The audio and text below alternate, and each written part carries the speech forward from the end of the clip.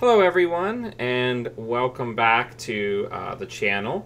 I am your host, Code Marvelous, and we have a special treat this evening. Instead of our usual Blades in the Dark campaign, we're going to be playing Dungeon World for the first time for both myself and I think everybody at the table. It's a system I've been very excited to play. It's by Sage Latora and Adam Coble. They did a fantastic job taking everything I hate about Dungeons and Dragons out of a system and making it something that's narratively focused. It's powered by the apocalypse, like a lot of the other things that we play on this channel. And we're going to test out the system. So this is kind of going to be a one-shot with an option to buy more sessions later, depending on how the players go and how availability goes. But let's go ahead and go around and introduce everybody, player and character generally. We're going to jump into the initial setting, do bonds, and then get right into playing. So again, I'm Dan, or Code Marvelous, and I'm the host of this channel, and I'm going to be the game master this evening. Why don't we go the ladies first, and then we'll do Simon and Aaron. Does that mean me first? Yeah, you can go first. Since I'm up in the corner here. Yeah. Some counterclockwise. I'm Kara. I'm going to be playing Umbriel, who is an elf ranger. One of, my favorite types of characters to play. I mean, I'm not sure how much information to give here about my character for something like this. What do you look like? An elf.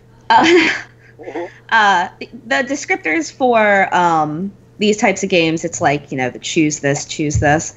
So I said I have sharp green eyes, wild auburn hair. I'm wearing traveling clothes in muted natural colors, and I am tall and lithe like an elf. Pointy ears, of course. Nice. Not trying to hide anything. Nice. Okay. So that's Umbriel. Ashley, why don't you go next? I'm Ashley, and I'm playing a paladin named Bulla Holy Curves because I'm an adult and I pick the worst names. She is a paladin of Shat-Sin. Yes, it is a giant mystical goat that eats our sins and then shits them out. She has got a bulky body because apparently that's an option. Fiery eyes, scale armor. And for some reason, one of the hair options was helmet, so I assume that her hair is just really mashed down. So it's like gross, like you haven't showered in several days. Oh, well, in a traditional goat setting, they sort of live in like a manger, and there's like feces everywhere. So the scent of a body is kind of like a holy thing to us followers of Shat-Sin. So I'm okay with that. Sounds terrible. Yes. Yeah. All right. Simon, do you want to go next? Sure. I'm playing Corwin Feldspar, an elven bard. I could tell you what I look like, but I think it'd be more interesting to tell you sort of my character concept, which is that I was hired by the Duke to collect local folktales and legends that he is hoping to use for a mysterious ritual that he won't ever talk about. Huh. So that's my sort of why I'm here and the ominous backstory. Okay. Does that Duke have a name? Corwin Feldspar. Oh, the Duke? Yeah. I'm just going to go with Spoilers. Duke Leto Atreides. Oh man. I hadn't really thought about his name. Well, you could just do. Yeah, I'll hook you up. I didn't mean to leave you hanging. We'll do. He is Duke Leto Atreides of Earl. You know the Duke of Earl. Yeah. Yeah, that's fine. Duke of Earl is fine. Duke Leto Earl is fine. All right. Yeah. That works. So, and then last but certainly not least, we have another returning member of the Duskfall Dandies crew. We have Aaron. Hey guys, so I am playing Davlin Plainbow. He is a halfling thief. Look-wise, very thiefy looking, shifty eyes, hooded cloak, dark clothes. So yeah, I'm all about stealing and stabby. All right, so I'm gonna briefly set up the start of the game, so that we can work on bonds with the other players. So, regardless of where you have been up till this point, every member of the party is currently residing in Blumenholm, which is a successful, very surprisingly affluent farming community. Do they have delicious onions there? They could. Bloomin' onions? Yeah. No. Well, Blumen means flower in German. I know it does. But yeah, they could have onions. They could grow. What are those really smelly onions called? Onions? No. The other ones. You mean the good ones? Vidalia onions? Never mind. There's like a specific thing. Anyway. Clams? Shallots? Anyway. But anyway, this town has always been on this major road that leads between the capital and the major port to the south. And it's always been a place where people stop for good hospitality along the road. It's largely a conflict-free place. It's well within the borders of, what's well patrolled by the king and his men. It's ruled over by the same duke that Duke Leto Earl that Simon referenced. But recently, the immediate area has been taken over. The lordship has passed to an outsider, Frederick Rosehart, who moved in from a couple kingdoms away. He acquired the lands through marriage. And now he is the ruler of, basically this county, which includes this town. And it's the Harvest Festival in Blumenholm. So there are beautiful flowers everywhere, and there's crops that are being brought in and put into the silos, and there's just bountiful food and feasts being prepared in the town square in preparation for, kind of the end of work, farm work for the main part of the year. There's all sorts of games and things set up, and tests of strength and skill, and lots of free-flowing ale. Everyone's in good spirits.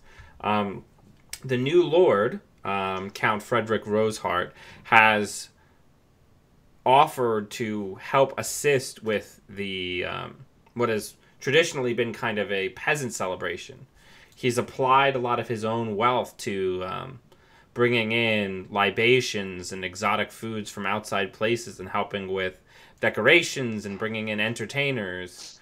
And he's also let it be known that in addition to the nobility, he has opened up several seats at a masquerade that he is hosting this evening after the end of the festival to commoners and non-nobles who distinguish themselves via entertainment or the tests of strength and skill. Okay. All right. So let's talk very briefly about bonds. So this is where the four of you have been for the recent past.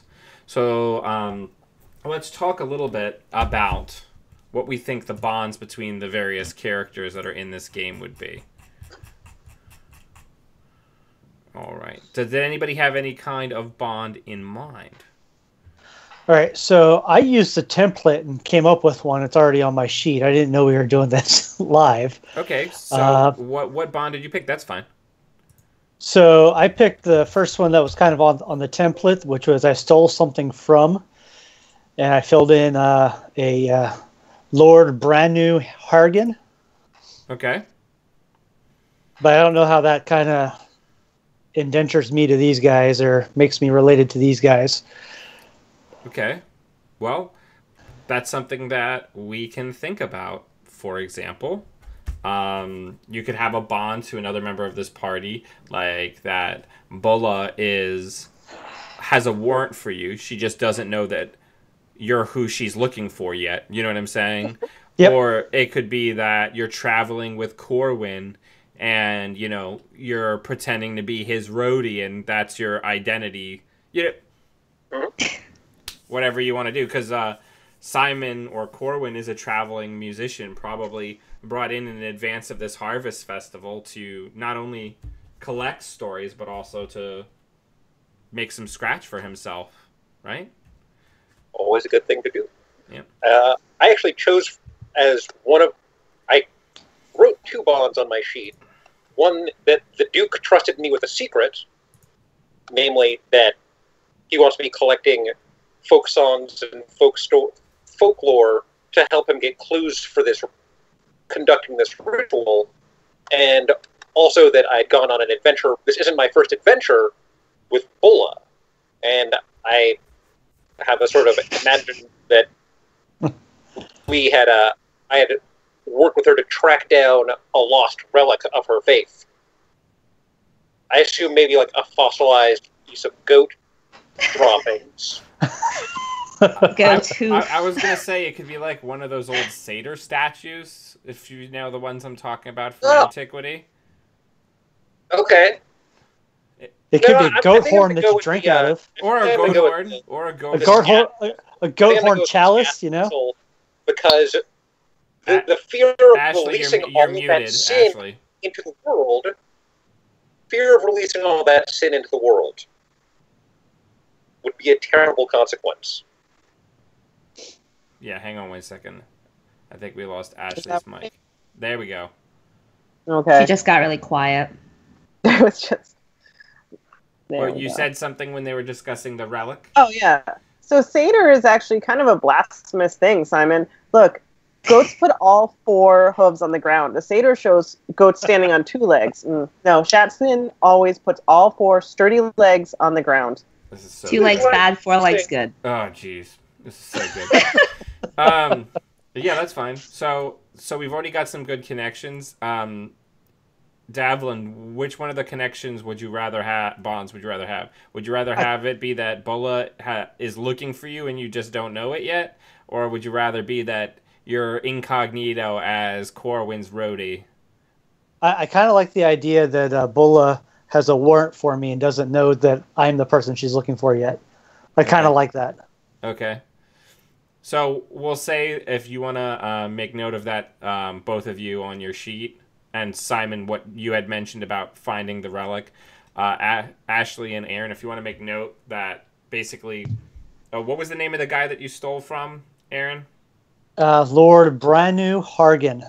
So you have a warrant, because, you know, the law is weird in feudalism, right? Like, people can issue warrants or have laws in their own lands that don't exist outside of them. So you have like a marshal's warrant to hunt down somebody, but named Davlin Plainbow, but you don't know that you've found him yet.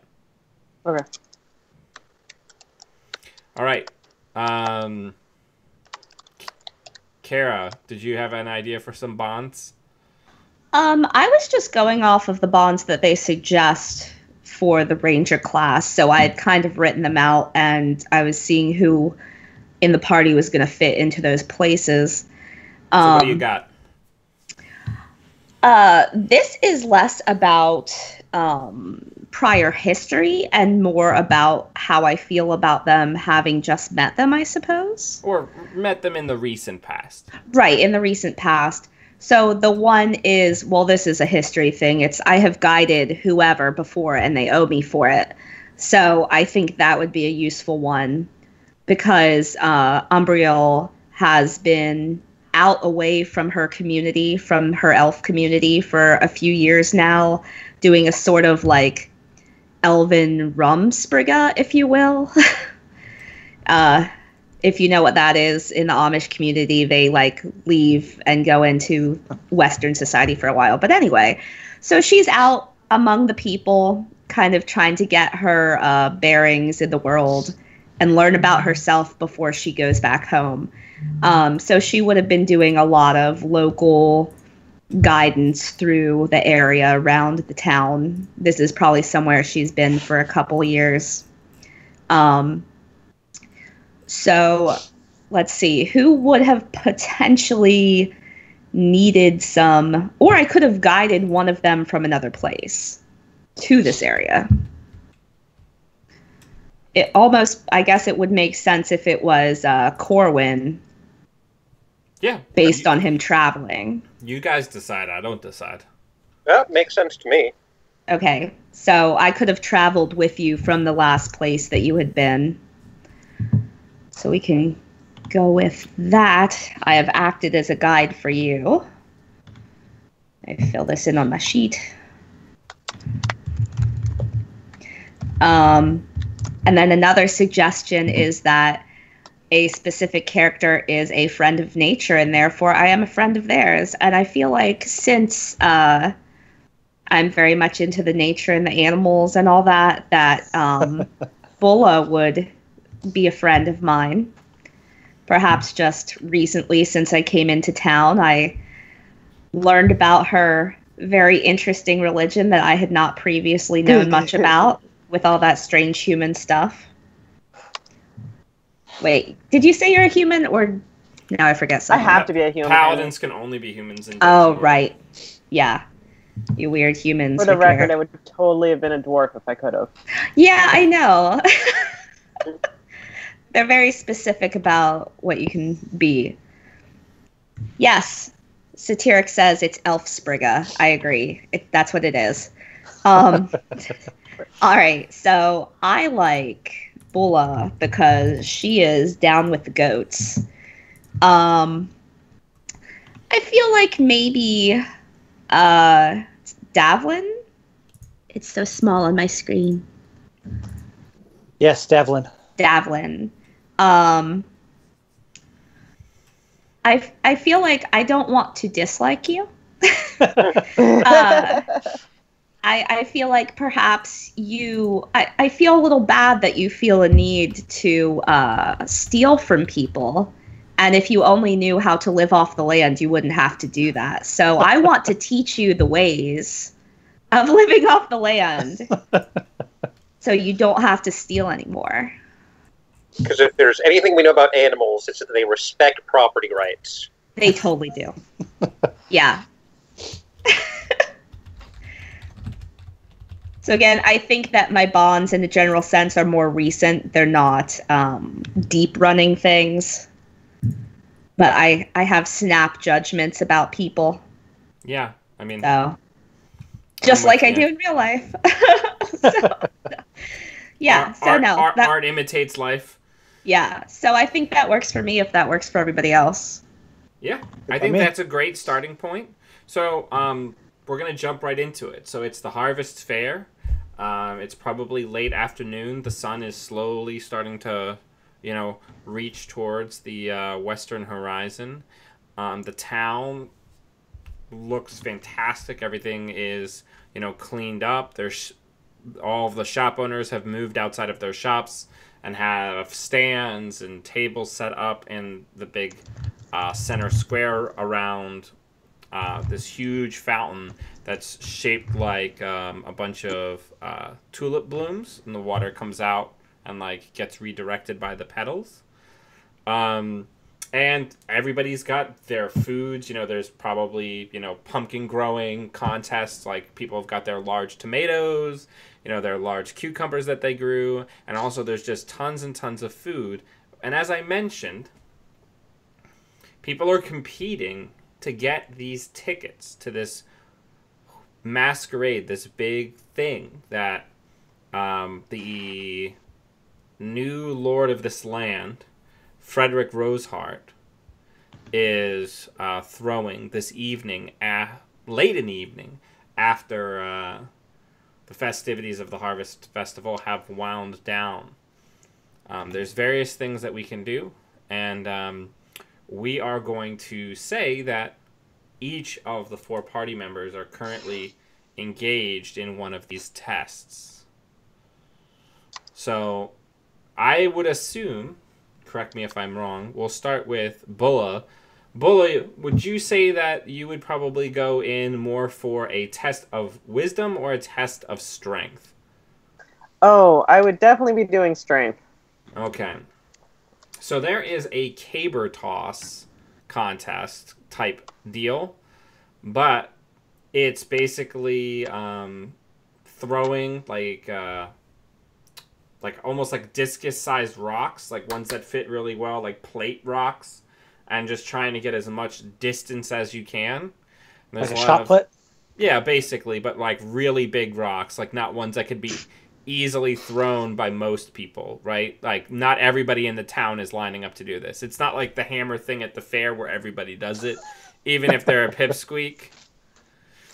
So there's a lot of the biggest dudes and some of the women in town who are, heavy farm hands competing.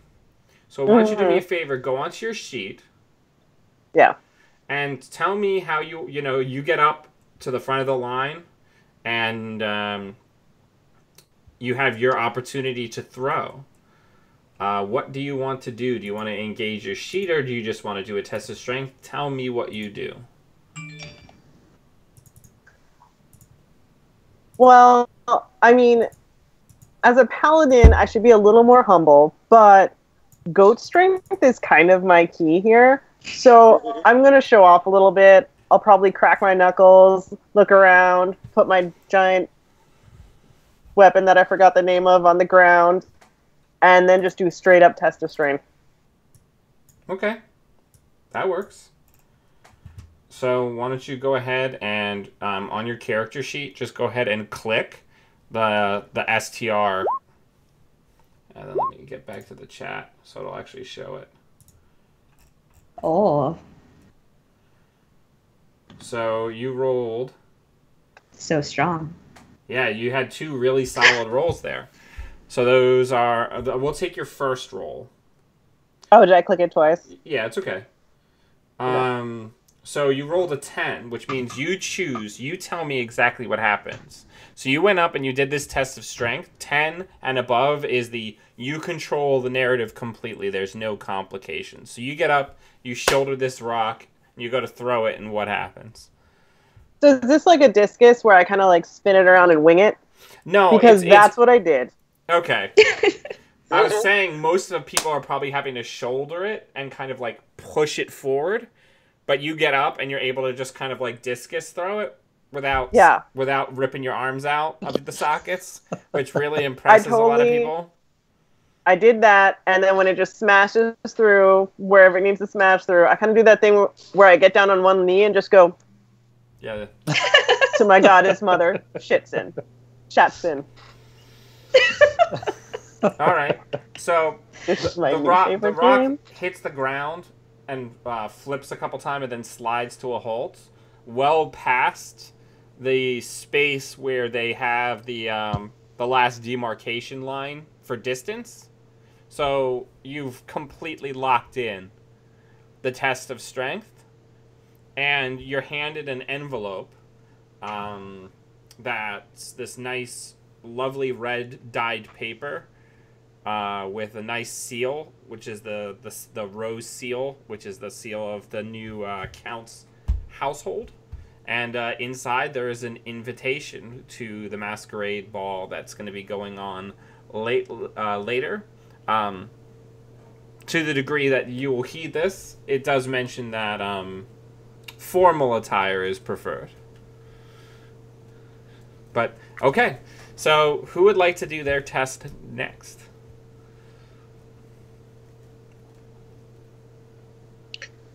I'll go. So, there is a singing competition. And there's some people with some pipes. But for the most part, what it is a lot of local rowdy, people. The people who are usually the favorites at the bar, singing drinking songs and things. People are pouring a lot of heart into the contest, but there's not a ton of talent. So tell me what you'd like to do to win the singing competition.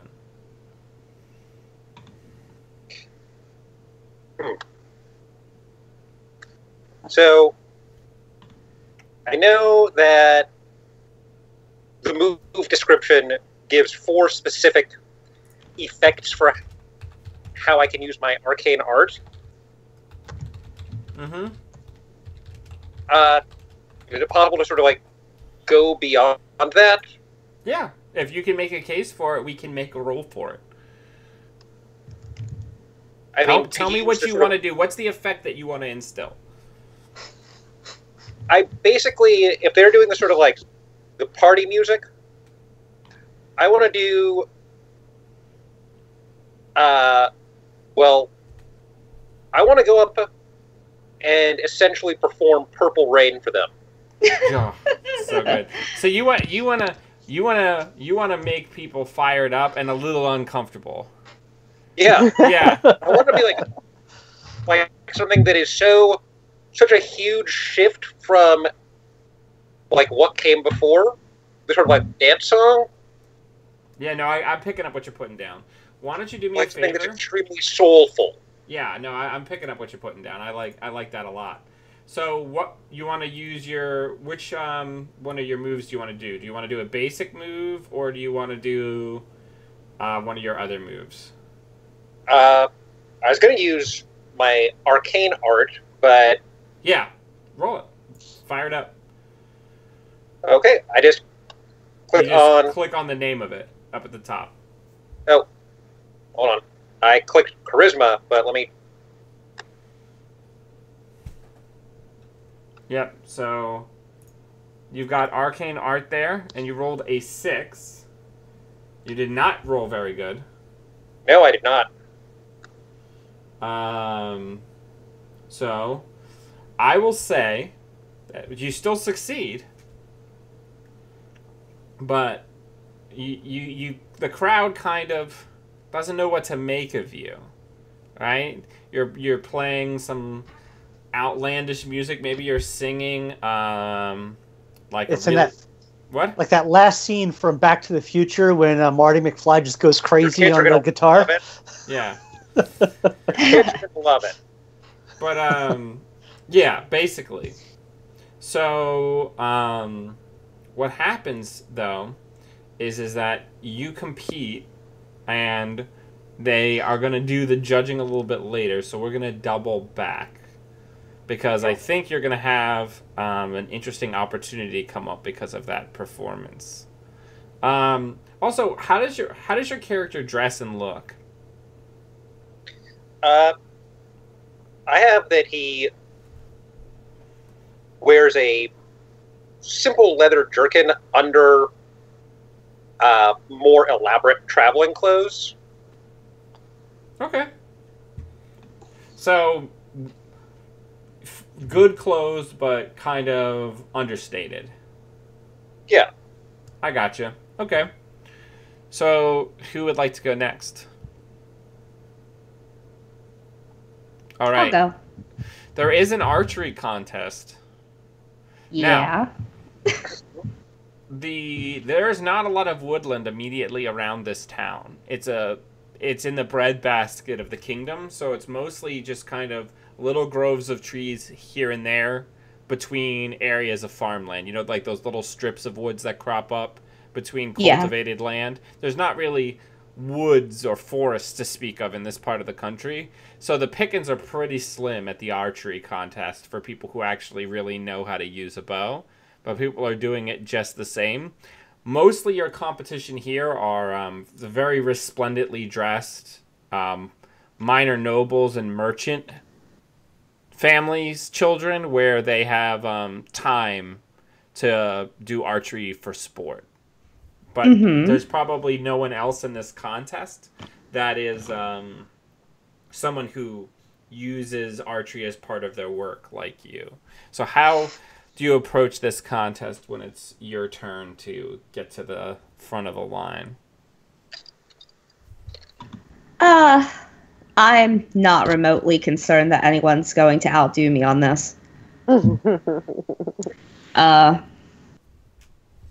think it's cute that these minor nobles are trying their hand at something that they clearly only do, you know, for pleasure and not as a job, because they clearly don't take it seriously.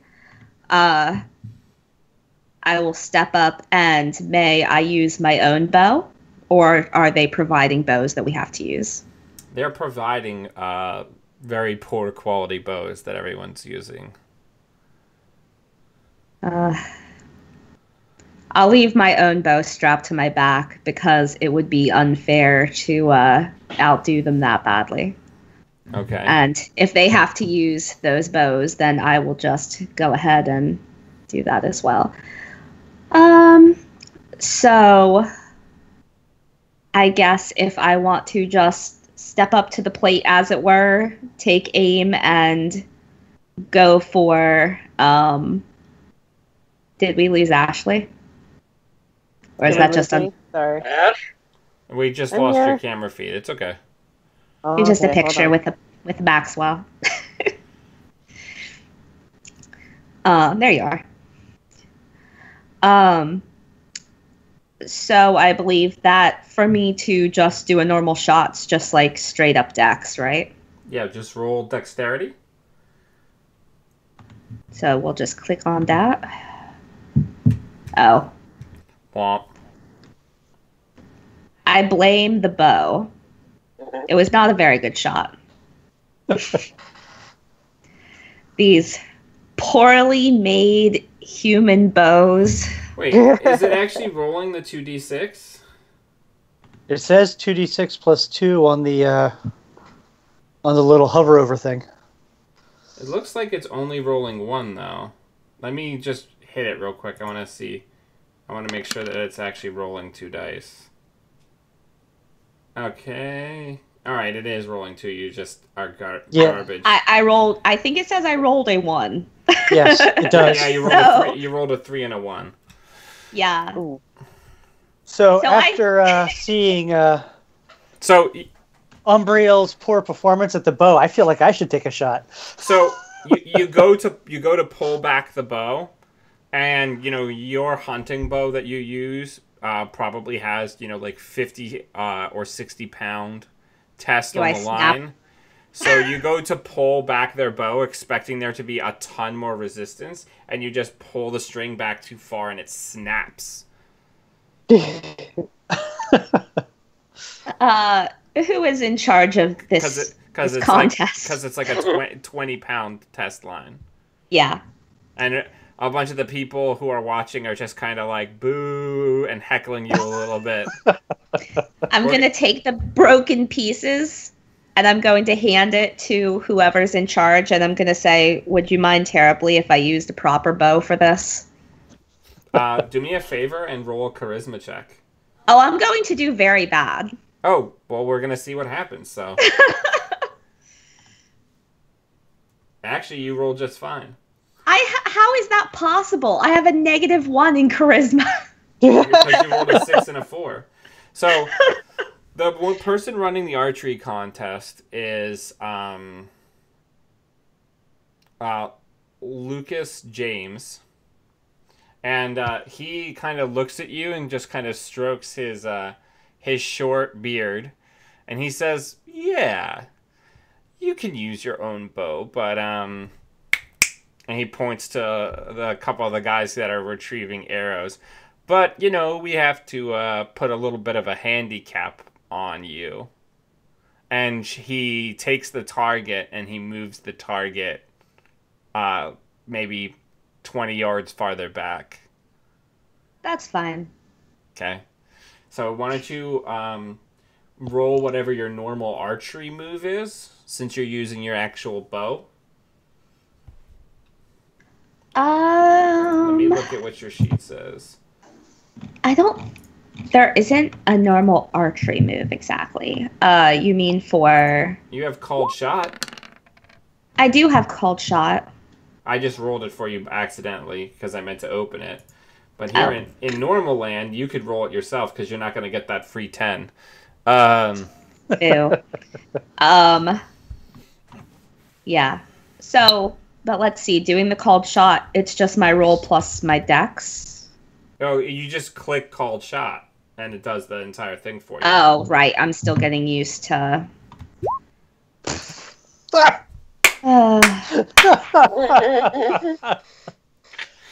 So you're looking at them and you're just kind of pull the bow back. I'm very confident in what I'm doing. Yeah, you're very confident, and you loose the arrow, and it goes over the target and just smashes into a barrel of ale, and just like knocks it off and just like splatters ale into a bunch of people. No one is hurt, but around the ale tables, you're definitely persona non grata.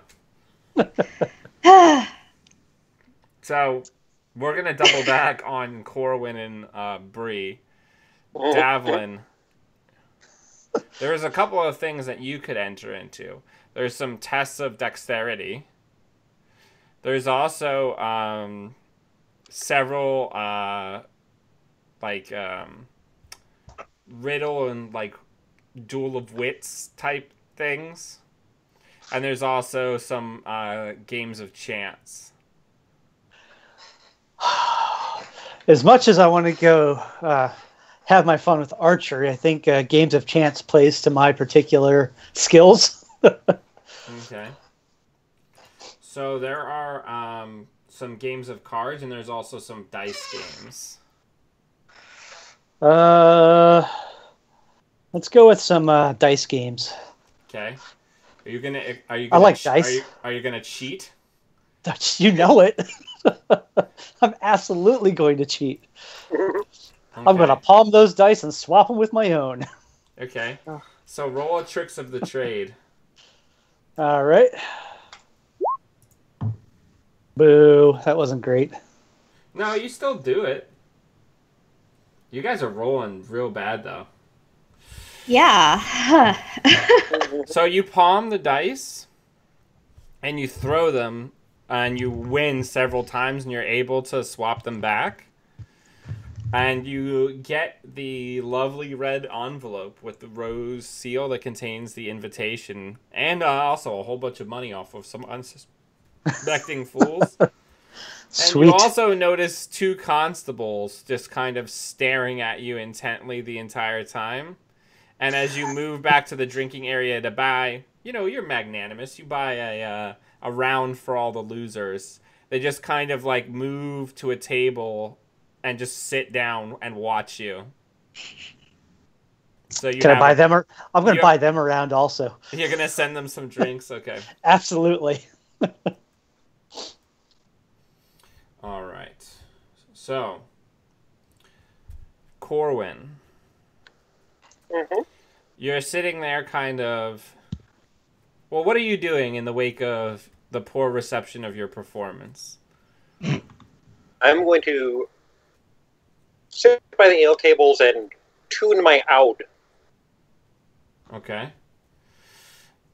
A very finely dressed man in a bright gray and suit with bright resplendent clothes is going to come up, and he's going to ask if he may sit and join you. Be my guest friend. As he sits down, he introduces himself as Yuri. And the first thing you notice about him is he has an appearance and features that belies that he is not a citizen of this kingdom.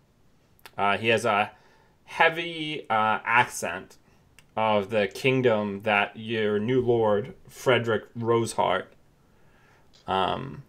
he's from that same kingdom, and he has bright blue eyes and red to the point of almost being completely translucent hair, like that red blonde that's almost like translucent. And he says, most people in this kingdom don't play or know songs such as those.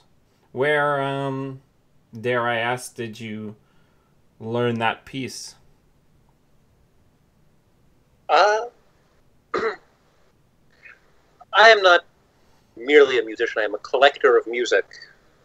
I travel widely, and I listen well. I gesture at my pointed elfy ears. I understand. An important skill that many in this world lack. My lord, I think he would enjoy your style of entertainment. Do you know any? I didn't name this country.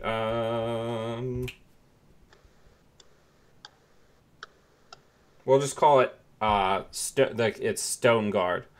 Do you know any Stoneguard folk songs that you could perform this evening?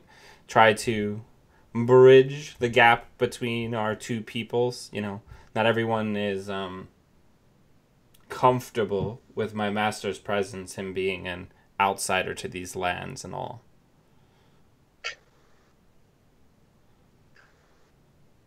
I cannot promise that I will do justice to the songs of your homeland, but I am familiar with them. Perfect. And he will slide an envelope, and he will say, a red envelope, and he'll say, I look forward to seeing you there. I trust that you have, how they say around here, cleaning up clothes. I think they say in these parts. Quite. All right. I will see you. Our get-together starts at midnight this evening. I hope to see you there. And he will step away. Do me a favor. Can you just roll a wisdom check? Sure.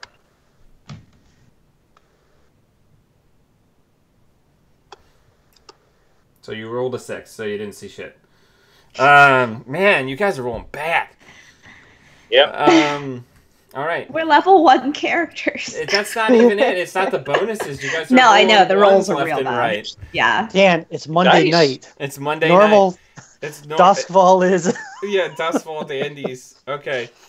So, Bree, Yes. do you want to try your hands at one of the other tests of skill?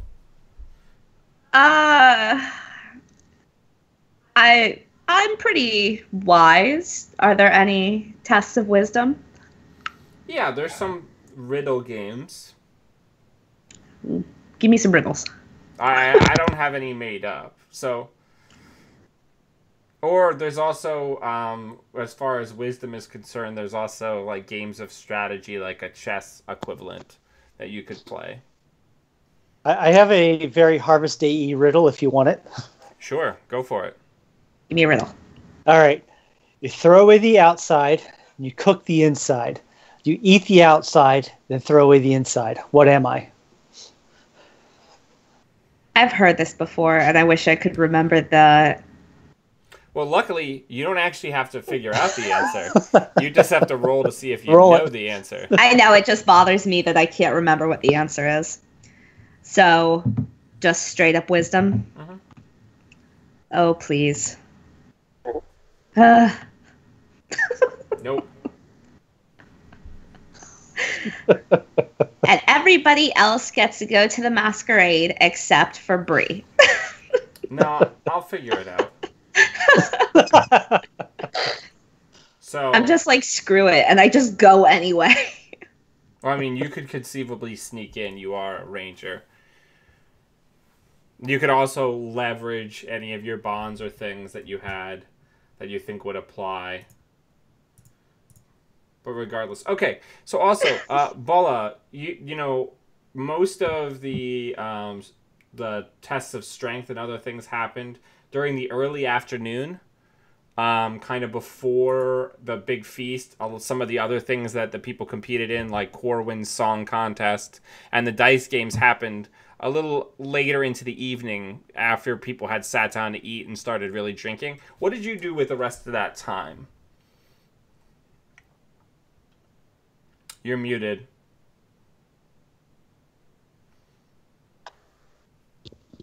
She's not muted, she's just really quiet.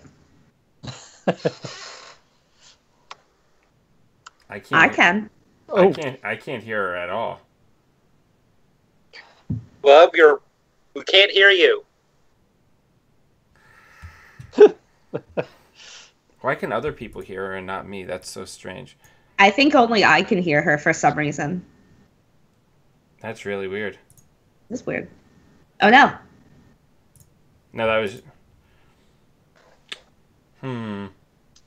Anything? There we go. Yep, there we There go. we go. Yep, and Well, see that's now I cool. hear her double again. It's so weird. Oh, it's because, Kara, you don't have people muted in Roll20. And, yeah, everybody should mute their mics in Roll20. Oh, this might be a problem with me. Hold on a second. Where is that? All go the to portraits. Settings? No, all Oh. the portraits, just click the little...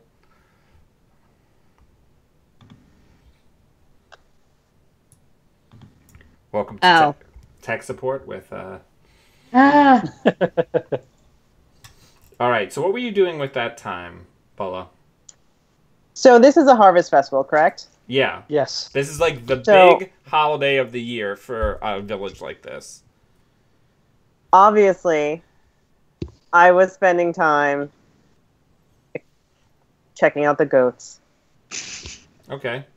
Yeah. I walked by and I saw the billy goats, and then I checked out the kids, the she goats. I kind of forget what the proper name is. I think it's a she goat. I noticed their gorgeous beards. I complimented them on how well they've kept them. And I've tried to talk to some people about Shatson, but no one really seemed interested. It was probably because I smelt a little bit. And after that, I realized that I needed to find a dress for this party. Did they have fainting goats? Because those are my favorite goats. oh. I feel like fainting goats are disrespectful to Shatson. Yeah, a little. Is Where it the humans goats? run up and spook goats that they fall over after Yes. they've eaten our sins. Is it the goat or is it the people that are disrespectful to the goat? are we basing this on the fact that like goats will eat literally anything, even if it's not food? Is that what we're basing them eating the sin because they'll eat anything no matter how gross it is? Oh, Goats yeah. are awesome. Goats are great, but they'll just like Also, eat. they have weird eyes. Yeah. They do. All right, so you're gonna try to find more appropriate attire for an event like this. Yeah, so did they have like a big and tall ladies section here? No, but there is a recruitment and training place for the kingdom's militia here, so they could make you like a fine tabard to go over your armor. That would make you basically more so in like a dress uniform. Okay, that's great. But also, I should inform everyone that my armor is pure RPG armor. So I've got huge armor boobs. It's good. So Just does it actually cover you, ridiculously. or are we talking like scale mail bikini nonsense? Oh no, it's like just a bikini. It's super embarrassing. Does it have like goat eyes, like where your nipples Yes. would be? Oh my god, yes.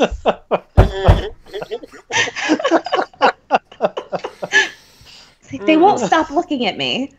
Yeah, I'm Yeah, like, no, you guys no matter wanna- where I go, they follow me.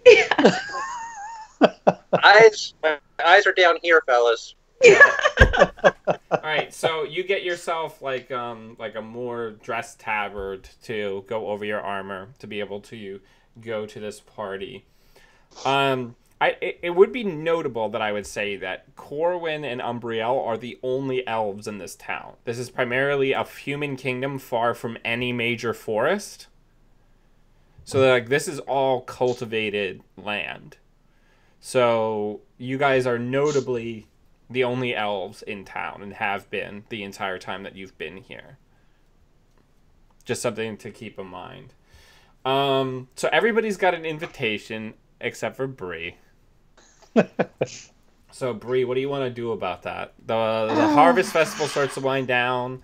Young people are pairing off to various consequences later. People are drunk and rowdy and walking each other back to their homes, and people are packing up their shops and everything. And the nobles, as well as the winners of the various contests, are making,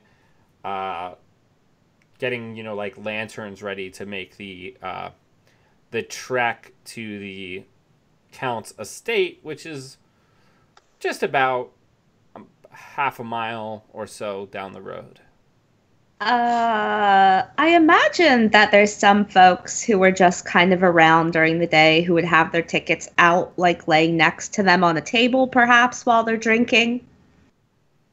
Potentially. Potentially. Would any of them potentially be in a place where my lovely hawk friend could just kind of swoop down and... If you want to, so tell me what happens and then roll it. So, I would have to give my hawk friend, whose name I cannot pronounce because I do not speak bird language, and I have not given him a name because he has his own name. I just can't say it. I coax him a little bit with some meat that I've purchased from a vendor, and I give him the instructions to look for anything that is a vaguely yay big reddish. Can hawks see in color?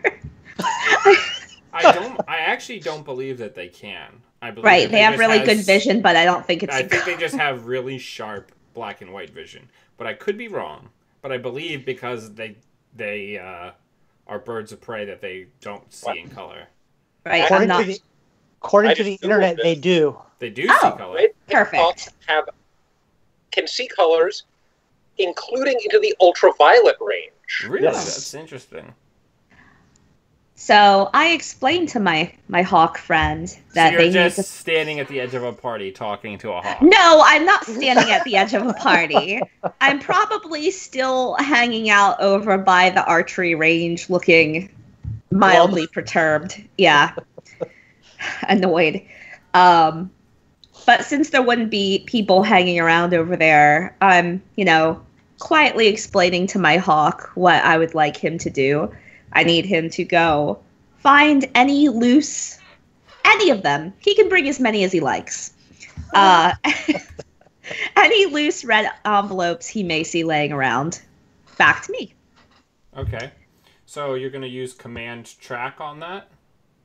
Yeah, that'd probably be the thing that makes the most sense. Hey, you rolled a 13 for once. A 6 and a 5. So, your hawk brings you several invitations from unsuspecting drunks where he just kind of lands on how they would set up like the tents and things, but there'd be open air, so like the cooking fires and stuff. He frequently, while people are drunk and carousing, he just kind of like jumps down onto the tables and then flies away with people. Does he bring them all at once, or like no, just he's like bringing you multiple. After like the third one, I'm gonna be like, it's cool, buddy. Like I'm good. You can stop. And I'm gonna give him another treat. I'm gonna pocket one of the envelopes, toss the others. I don't need them. All right. So he can go about his bird business. As you all wind down and change into whatever clothes you're going to go to the masquerade with, there's several people in the town who are like, "Oh, I don't have a masquerade mask." To which Yuri says, "Don't be concerned. My master knows that our festivals are not known to you. We will provide masks at the event. Do not worry." And him and several other people dressed similarly to him, though not as fine, other attendants of Count Frederick, are going to, with lanterns, basically escort you onto the estate.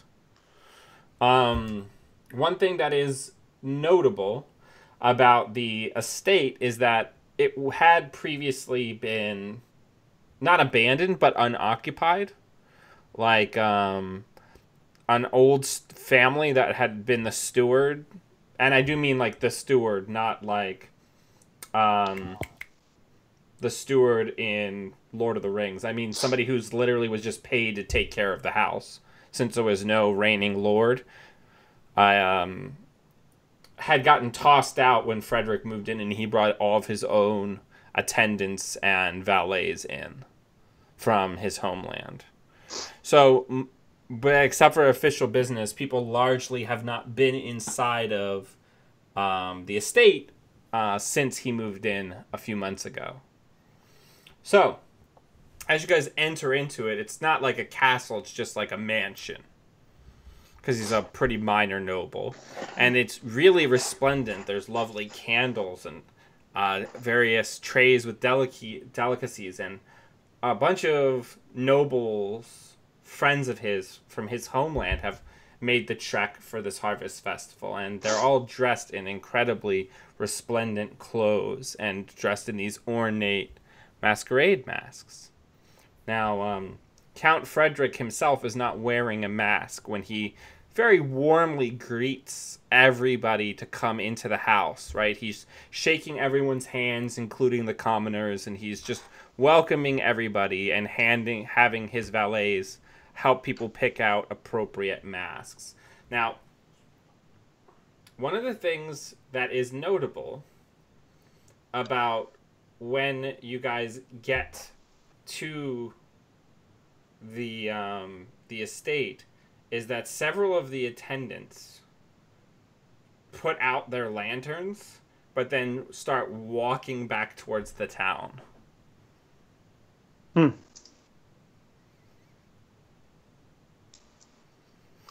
So everything is very warm. Everything is like an extension of the Harvest Festival. A lot of the people that you're coming with, a lot of the local nobles and commoners who have been invited are in good cheer. Most of them are tipsy to some degree, and they all have on their Sunday best.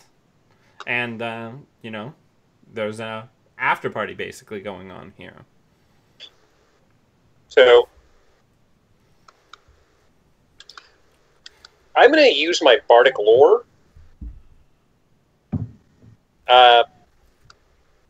You first... Oh. Bring it up so we all can... Yep. Isn't that lovely? Okay, so what's the question? You can ask the question one detail about it. So any one question, and I'm going to ask... What's that? What? Yeah. What is the... Are there any important historical events associated with the masquerades from this country? So, I think I called it, what did I call this? Stoneguard? Stoneguard. Stoneguard. So Stoneguard is an inhospitable mountainous kingdom where for most of its period, for most of its history, it was pretty poor and it was pretty militant because they had to get most of their resources from outside of their own borders. It was only recently, in the last century or so, that they unified with the, kind of started playing nice with the other kingdoms and started intermarrying into the other noble families as gold, platinum, and other precious metals were discovered in the mountains of Stoneguard and basically catapulted them from kind of a warrior thing. But the masquerades themselves are a throwback to events that they would have meant to denote that everyone in the kingdom was basically equal. Not equal, but... So it's like carnival. Right, exactly. It comes from that same place, but it's based around the idea that in their very hard lives or hard history, it was a celebration of being able to put away your responsibilities and being able to indulge and enjoy yourself regardless of your responsibilities in your station. Okay. But yeah. So the action point is You guys arrive at the party. Count Rosehart is here. He's greeting everyone. He's getting everybody ready for the party. There's people are outside in this kind of torch and lantern lit up, just a little garden area around his home, as well as inside the home. And you guys are kind of the last ones to filter through since you all kind of know each other and you don't really need to be escorted like everybody else. And you notice that as you guys filter in and the gates of the manor are closed, not locked, but just closed behind you, the people who escorted you doused their lanterns and then just kind of vanished. Not As in they walked away, or as in they like... walked away. They're not on. They don't appear to be on the property. So they escorted Okay. you here, but they're not on the property anywhere. I mean, my hawk's just gonna be chilling outside somewhere. In case there's anything I need to know about. Okay. So with you is several notable people from the town, notably the town sheriff, Desmond Gray, the mayor, a portly, amiable, but somewhat abrasive man, Jacob Violet, and the person who had been the highest ranking noble in this town previously, a knight by the name of Marcus Seriana, who had enjoyed de facto governing status in these lands before the marriage of Frederick Rosehart to his bride, Lady Anna, who had previously been a member of the Duke's family, you know, noble bloodline, like weird European nobility stuff, where by some weird confluence of who she was related to, Count Frederick took over these lands. So, the party is going. Things are seeming to go pretty well. So, how is Sir Syrian taking his fall from power? He's pretty drunk. And he's kind of nitpicking a lot of things about the party. Wait, is he shit-talking the party? Yeah. Oh, okay. Bola's going to hang out with him. She loves gossip. Great.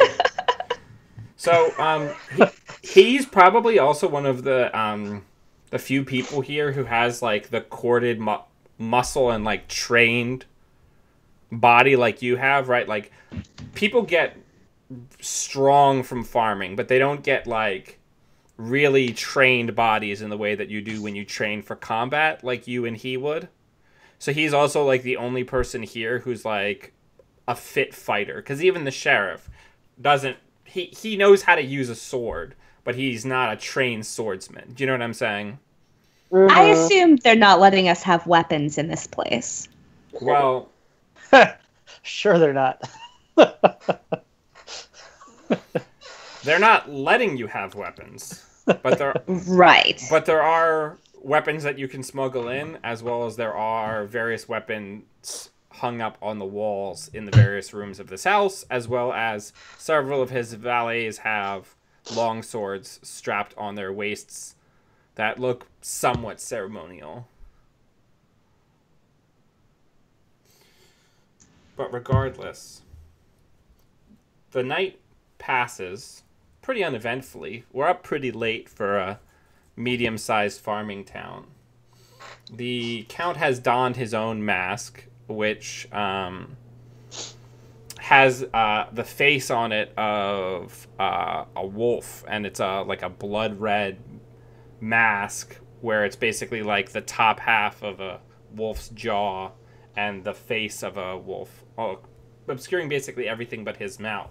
And everything seems to be going pretty well until you all notice that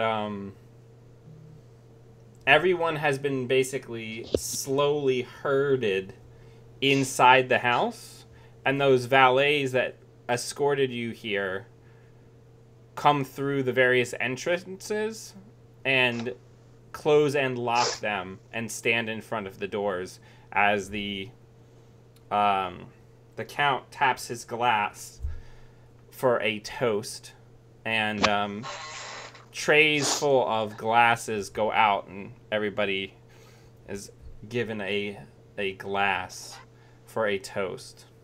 It's more a little suspicious. Do all of our masks look like sheep? No, but that would have been really good. Yeah, we all have the same mask. No. Yeah, fuck it. Let's do that. That's way better.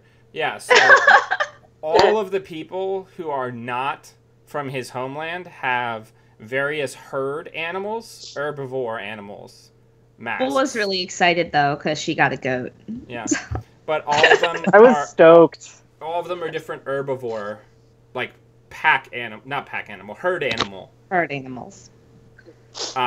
masks, and then all of the people from his lands are wearing wolves, hawks, like Predator? lions, like predator masks, like Lovely. predator animals. Now, that's not unsurprising, because a lot of his people consider the other nations to be weak because they live in lands that are so resplendent with food and other resources that they're soft. They've never had to live a hard life of fighting for resources. Because most of the people from his homeland are warriors of some kind. So anyway, he's going to give a speech. And he's going to talk a lot about just how lovely the lands here are and how proud he is to take over managing them on behalf of the king, because it's just, he had never really seen corn grown so tall and so easily, and so many fat animals, and he kind of makes like a gesture almost as if he's gesturing to the people when he talks about the fat happy animals from the farm town. And then he is going to toast the town, and everyone is going to raise their glass, and is anybody in this group going to take a sip? No. This has my hackles up. Can I sniff Bella's it? just been like double fisting beers, so she couldn't take a glass. She just The guy Shook comes away. up and you just shake your head because you're just like, yeah, "Not no. too-" She's like, I'm good. Yeah. And no one's going to take a sip of it or inspect it closely? I choose to abstain. I take a moment to remember this as the only time in my long elven life that I have refused free drinks. Okay. So everybody... Well, Again, hold on. I began So- composing a poem about it. Okay. Oh no. So I have a poisoner move. Doesn't have to do with detecting poison, but can I kind of finagle that into seeing if there's something hinky up with the wine? Yeah. All right. So I guess I should. This is such a low roll that you need to do for this. Just don't fail it. Yeah. Well, that's beyond. No, I can't- Just do me a favor and just roll intellect. It's just straight up rat poison in a glass. Mhm. Oh, that's perfect. It's got like the little vapor. Yeah, right. Little skull coming out of it. There you go. It does appear to be some sort of wine, but the wine portion of it has been cut, and it's mixed with. It smells and has all the properties, it seems, of blood. Okay. So everybody else takes a sip and just spits it out, for the most part. Only people who are really drunk get a pull of it and are actually able to keep it down or keep it in their mouths, because it's like wine mixed with thick red blood. Ugh. So people start freaking out, and the Count just starts laughing. And he kind of capstones his toast by downing his glass and says, "And my liege will love these lands." And the rest of this soft kingdom as well. And his valets are going to draw their swords and start hacking through the nobility of this area as people start freaking out and screaming, and a couple people draw their dueling swords. So now we're finally to the meat of Dungeon World. What do you do? Well, I can tell you what's happening with my glass of wine. So wine. Why don't we start with... Well, actually, does anybody have a thought as to what they specifically want to do, where they want to go first? Well, my first thought is glass of wine in somebody's face, and my concealed throwing daggers are coming out. Okay, so... break the glass and... So you just want to, like, throw the glass into the face of one of the approaching valets? Yes. Roll a dexterity check. Ugh. 7. Okay. So you... Well, just kind... Go ahead. Yeah, all right, go ahead. Yeah. So, no, go ahead. I have a halfling racial trait that deals with damage, not necessarily throwing something. It's just a ranged attack. Extra damage. You throw the glass. Let me see what move this would... Balder, stop clawing me. I'm trying to see what would be a good 7 to 10 effect for this. Give me 1 second.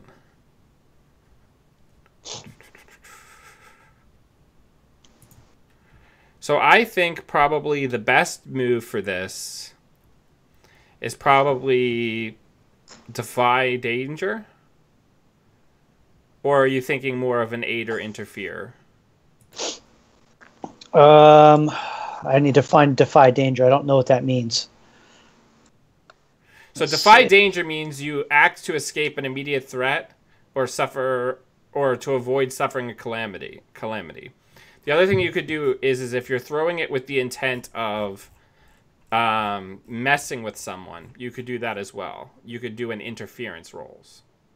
Yeah, so my thought was, throw it in the guy's face as a distraction so that I could, get my daggers out and actually do something useful.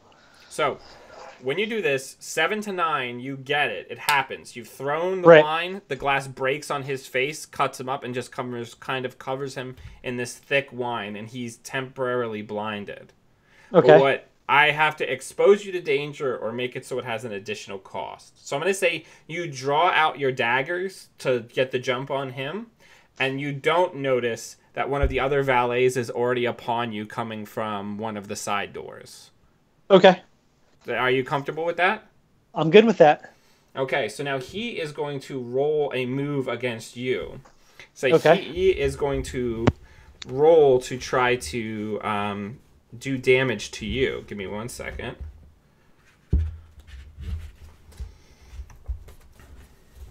So I need a d6. Give me a second. So actually, let me just roll a dexterity really quick. I think I have the ability to do GM rolls in here. Or maybe not. So let me just roll it.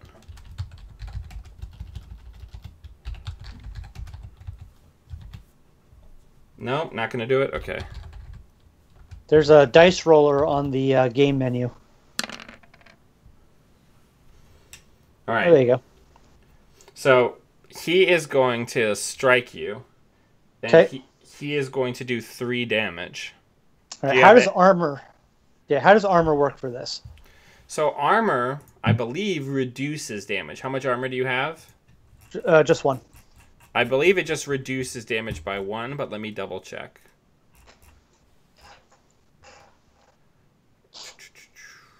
Equipment.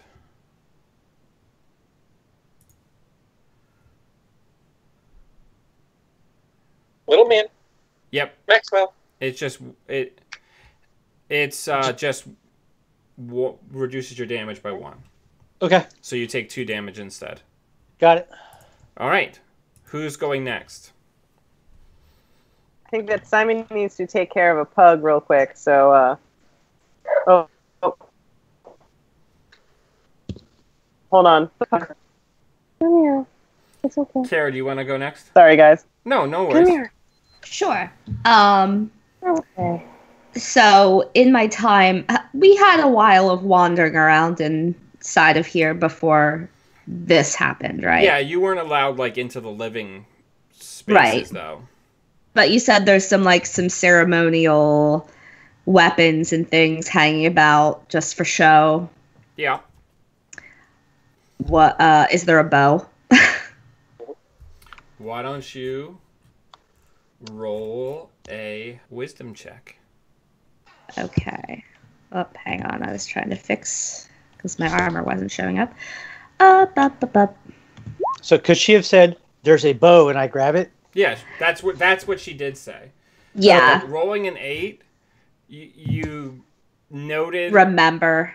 you noted bow where the was. bow was, and as you started to get increasingly more uncomfortable, you started lingering by where you could get to it. Okay. However, since you didn't roll like a 10 or higher, you reach out, you grab it and rip it off the wall, and it's still a functional bow with a string on it, but there's only one arrow ceremonially put up with it. It's not like a whole Right. quiver of arrows. It's just one arrow going across it, right? Right. So you have one arrow as it stands right now. You can recover that Sweet. arrow after firing it if you want more arrow, or you can find some other arrows. But right now you have one arrow. So what are you doing? One arrow. I'm going to level it cold shot at the head of whoever the closest dude with a angry mask coming in my general direction is. Oh, none of the valets are wearing masks. The valets, okay. who are the people who are actually fighting you, they have kind of started to change in their appearance, but we'll get more on that later. Oh, Well, I am going to aim at the head of the closest valet. And So how specifically does called shot work? called shot is, I say I'm aiming at the head. So depending on what I roll, I do damage to them or I just affect them. Okay. Well, I mean, what is your class's damage die? It's an 8. So the additional damage on called shot is what? Like another D6? Let me take a look. Oh, I don't know. I didn't look that up specifically. It just says add damage to rolls, which I assume meant add my damage die to the roll. I think if you succeed, you do damage. It's just and then it's the additional effect, and it's a degree of extra damage. Right. Okay. So I'll roll this, aiming for dude's head. Oh, sweet. So 10 plus. So you do your damage. So just type in / roll. Or actually, you can just click the damage on your sheet, and it'll roll your damage. So you rolled a 6. So Okay. you shoot this guy, and let's see what happens damage-wise before I tell you whether or not you actually stun him or not. Okay. Okay, so you pull back and you shoot the one arrow that you have, and as he's walking towards you, he's starting to get like more gaunt, and his skin is getting more leathery and like pulled taut against his frame that is like losing the mass off of it and becoming more skeletal. And you just basically hit him right between the eye socket, and it just snaps his neck back, and he falls down into like a pile of limbs and stops moving. So that's your move for right now. Okay. Sweet. So who wants to go next? How are you doing, Corwin, with all this crap going on? Also, people are just like screaming and panicking while this is happening.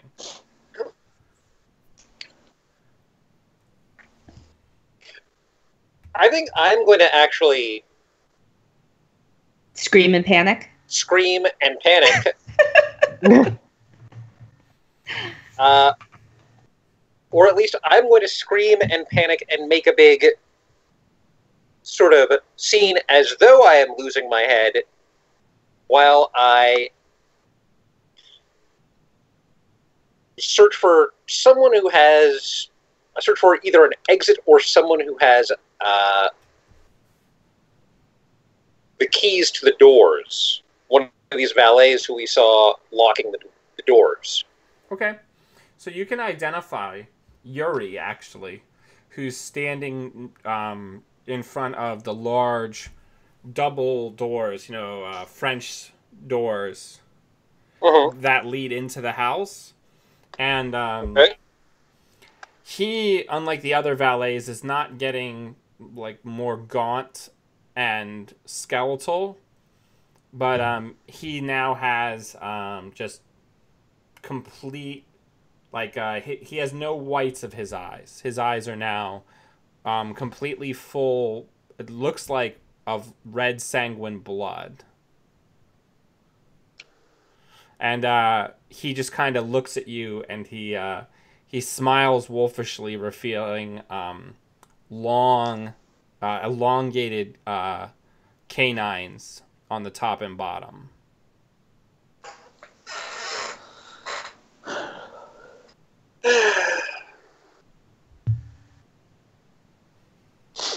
You know, I had you figured for a Renfield. But you're much worse.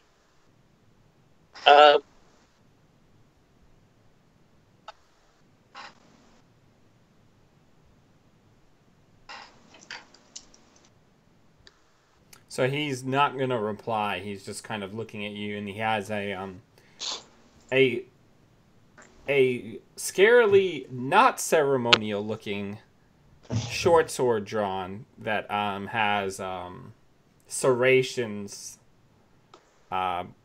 built into the blade, and he is moving towards you. So you can look at the basic moves, or you can look at your sheet moves and try to use one of those as a response. Otherwise, we're in a situation where with no response, he will do you harm. Yep, I'm looking at basic moves. We don't have weapons. You have your guitar, but I'm assuming you're not going to go Robert Plant or Jimmy Page on it and smash the guitar in his face.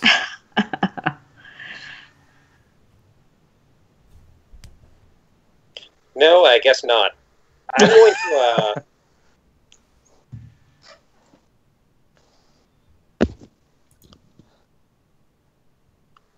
I'm going to defy danger. Okay. Tell me what you do. So, how are you getting out of this situation?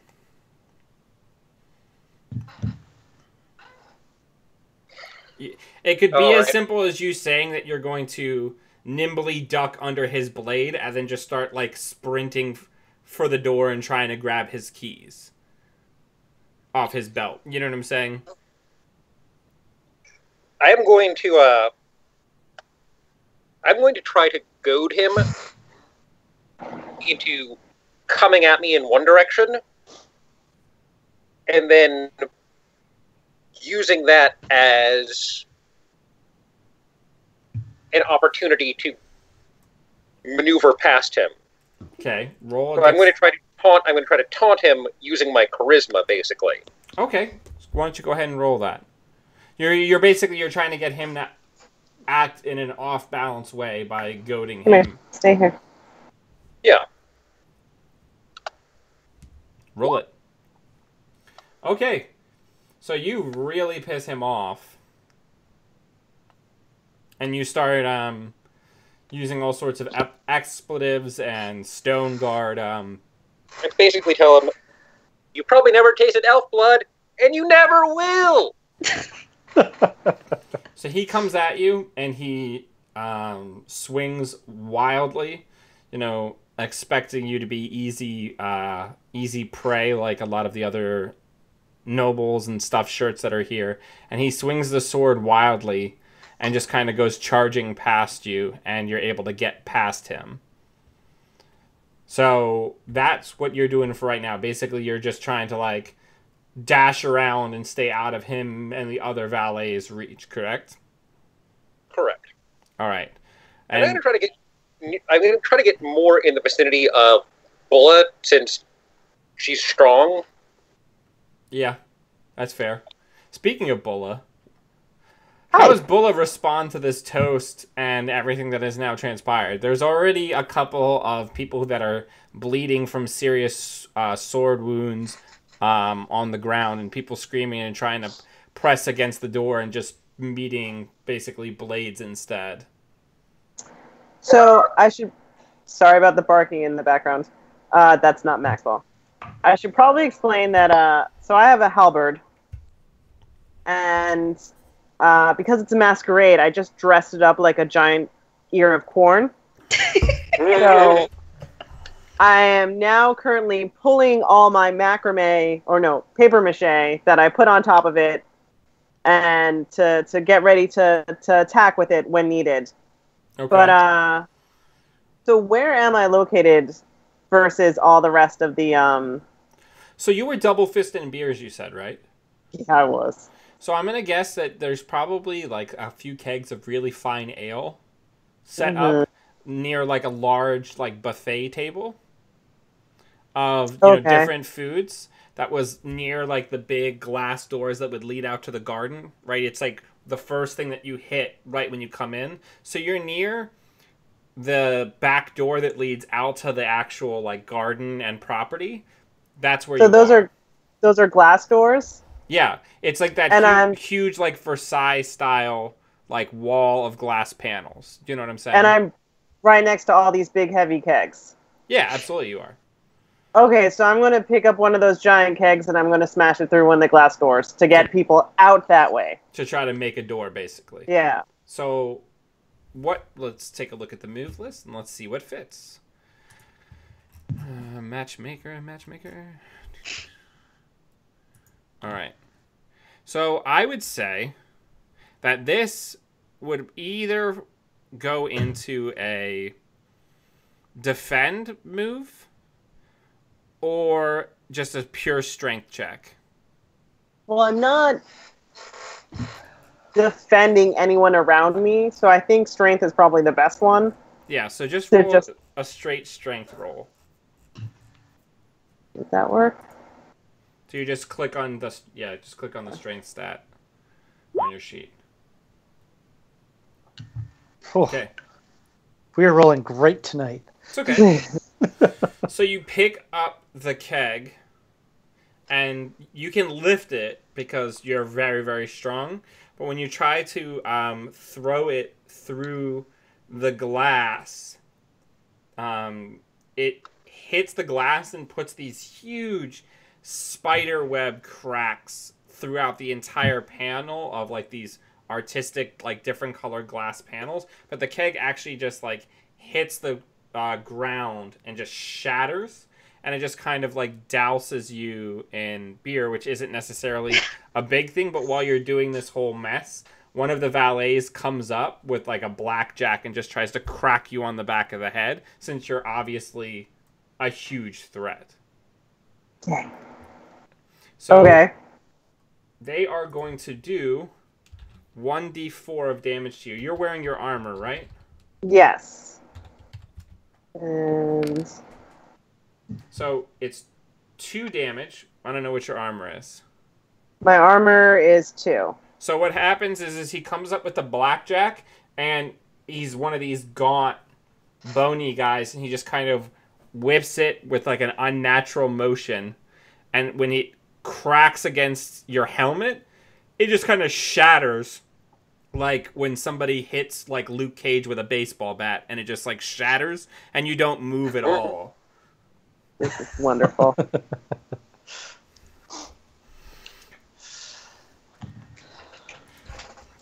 So this is the scene where we are. So because I just kind of threw you guys into this before we go on to like the first active round of combat that isn't basically a surprise round, I'm going to let every one of the characters ask a question as if they had one hold. So why don't we start with Davlin, since I think it's been the longest since you've talked, And why don't you ask me a question about the current scene, and I'll answer one question about it.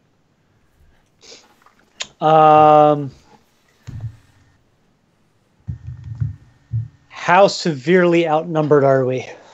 You're not actually outnumbered by that much, because the other nobles from his homeland don't appear to be fighting. They're just kind of up with him, up towards the stairs in the living area. Like his house has like the two stairwells coming down and meeting in the foyer.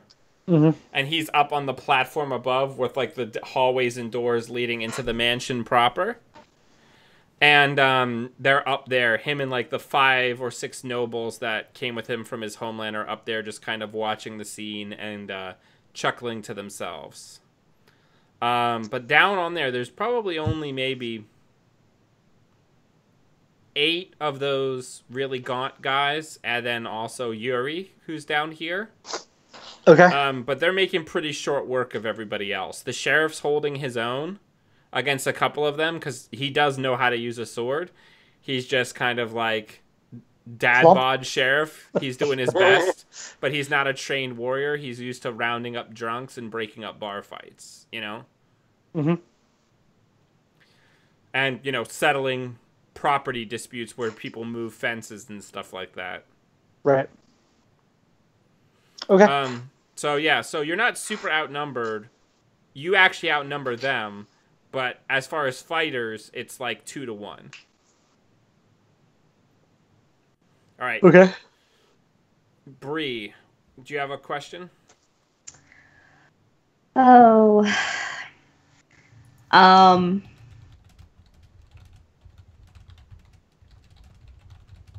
So you said there are 8 of those guys? Yes. Scary dudes. There were 9, but you just like shattered one of them with an arrow. Right. I don't know if this would count as my question. Do I see any arrows anywhere? Are there any more arrows? You don't want that to be your question, because I don't want that to be my question. the answer is there's the one arrow that you shot into that guy's head. Oh, boo.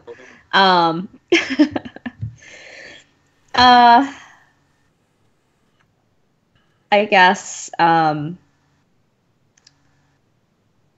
would this be a time to ask if I'm familiar? I don't know if that's the best way to put it. I recognize what these people are, right? Well, that is a very good question. Why don't do you have a move that would augment this hold in any way so I can give you more or less information? I'm going to give you a base level of information. Oops, sorry. I accidentally pressed called shot. I did not mean to do that. Clearly, that is not what I'm doing. No, I don't have a specific move. Let me think. Why don't you roll wisdom? Okay. Unless I'm doing a spout lore move. Spout lore would also work. Yeah. I don't know if that's... Honestly, my wisdom's better, but I think spout lore is probably more on... So roll intelligence. Okay. I don't know anything. I'm just like, I don't know what's going on. So all that you remember, there aren't a lot of supernatural creatures in your kingdom as a highly settled and civilized land that's been highly cultivated for centuries. All you know is that these guys that you're fighting on the ground fit the description of what boogeymen, like the things that parents tell their children about, right? Like night gaunts. But night gaunts don't exist, do they? Just bad, scary dudes. So that's what you got, but they're definitely not natural. That's what you'll get with your hold, is that you're fighting some sort of supernatural creature. Okay. That's fair. Corwin, what is your question before we move on to the next round? All right. My question is, how does Lord Roseheart rank, or this Bloomhaven rank as a entity compared to Duke Leto? So, think of the Duke that you serve as basically being like, what's his name? The Duke of Buckingham, where he is under the king, but his power somewhat rivals that of the king because he's the largest landowner. Okay. Right? The king technically rules over everything, but the lands that the Duke of Earl controls is actually larger than what the king's family personally owns. Does that make sense? Yeah, I got it. So he's a huge deal. This count through marriage, this is a very small holding.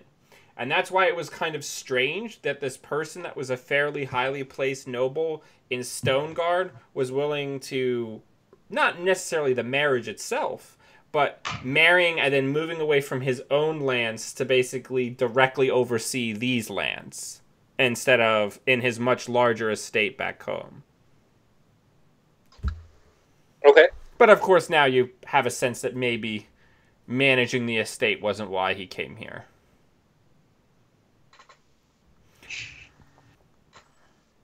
Was that your question? Yeah, that was my question. Perfect. Okay. Also, one other question. Is it Rose Heart as in heart or Rose Heart as in a stag? Hardht. Okay. So neither. All right. Bulla, what's your question?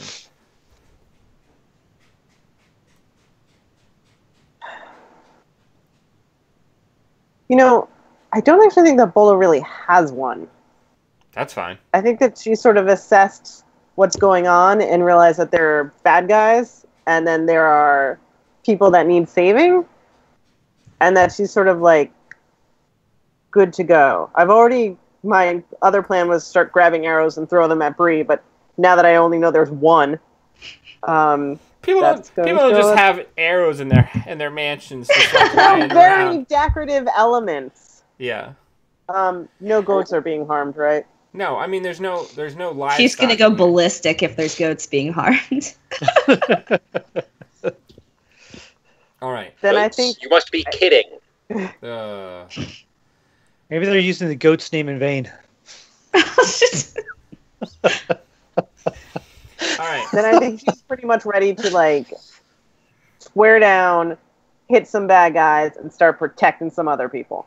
Okay. So I think the person who's probably most ready to act is probably Corwin. So we're gonna start there. All right. I mean, my move is I'm basically going to call out Count Frederick and say, I am a duly appointed agent of Duke Leto of Earl. Whatever you're trying to achieve here, is it worth provoking his wrath or even gaining his attention?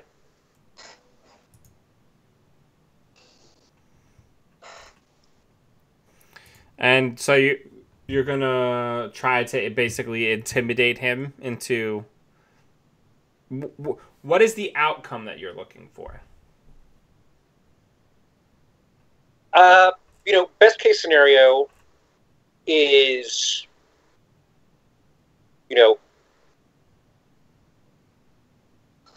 let us leave quietly, and perhaps the Duke never learns of your treachery. Worst case scenario, he says, kill him first.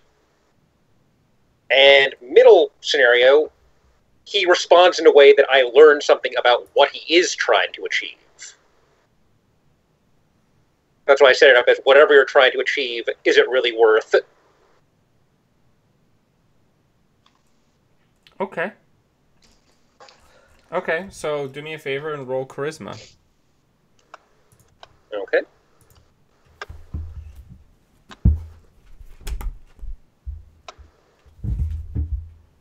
Let's see if I can keep our hot rolling streak going. You guys I are hope doing so not. great so far. That's pretty good. That's not bad. Yeah.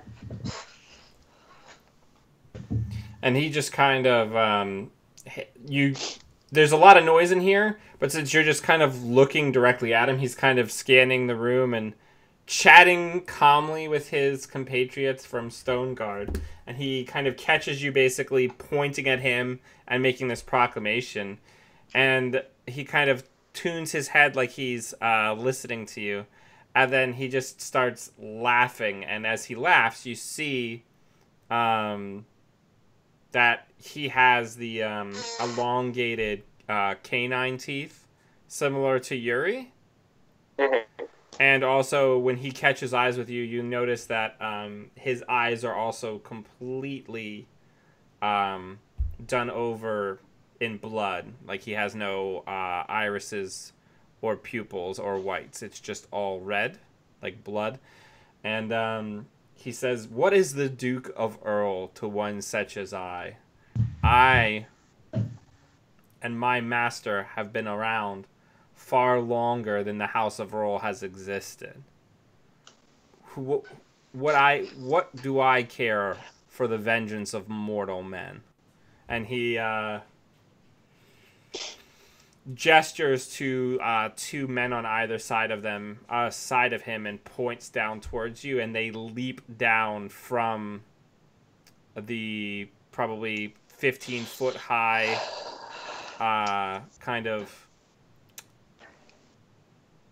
balcony that they're on, and just land nimbly on their feet without even really bending their knees very much. Like, the impact didn't affect them at all, and start walking towards you. Both of them wearing wolf masks and having their eyes completely glazed over in red. Well, now you did it. Yep. Damn it, Corwin. But you did learn something about them.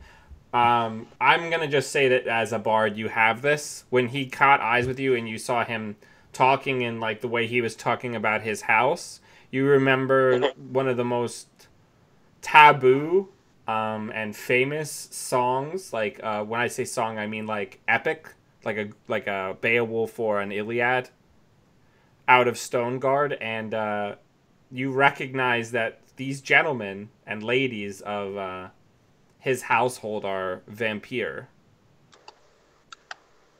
And it dawns on you that you did not see Yuri at the Harvest Festival until after sundown. Okay. Like, him and the men from the house all appeared after the evening meal, and people had started settling in for drinking and games, because he found you after your singing performance. So, let me see. I learned things. You did learn things. Sorry, I didn't mean to shout. It's okay. I'm just searching through my various bookmarks. There you are. So they are going to use a move. And one of them is going to say, actually, I'll say it's a lady and a man who jump down.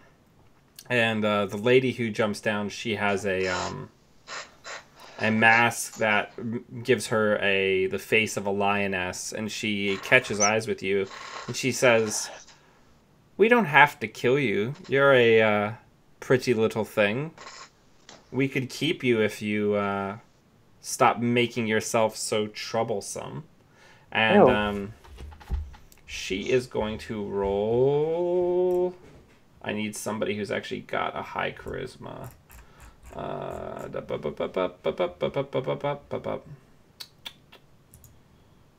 know somebody's got. Why don't you just use the dice roller thing, like 2d6, right? Yeah, I could just use the dice roller. Up, come here. Oh, there you go, big boy. Yeah. Get cuddly. You know you can do it without typing too, right? Nope. No, you don't. I don't know that. Where's that? On the left-hand side where the tools for the map are, there's what looks like a D20. Oh, yeah. Oh. That brings up the dice roller. Yeah, You just set the settings. I see it. I'm just used to having everything being automated.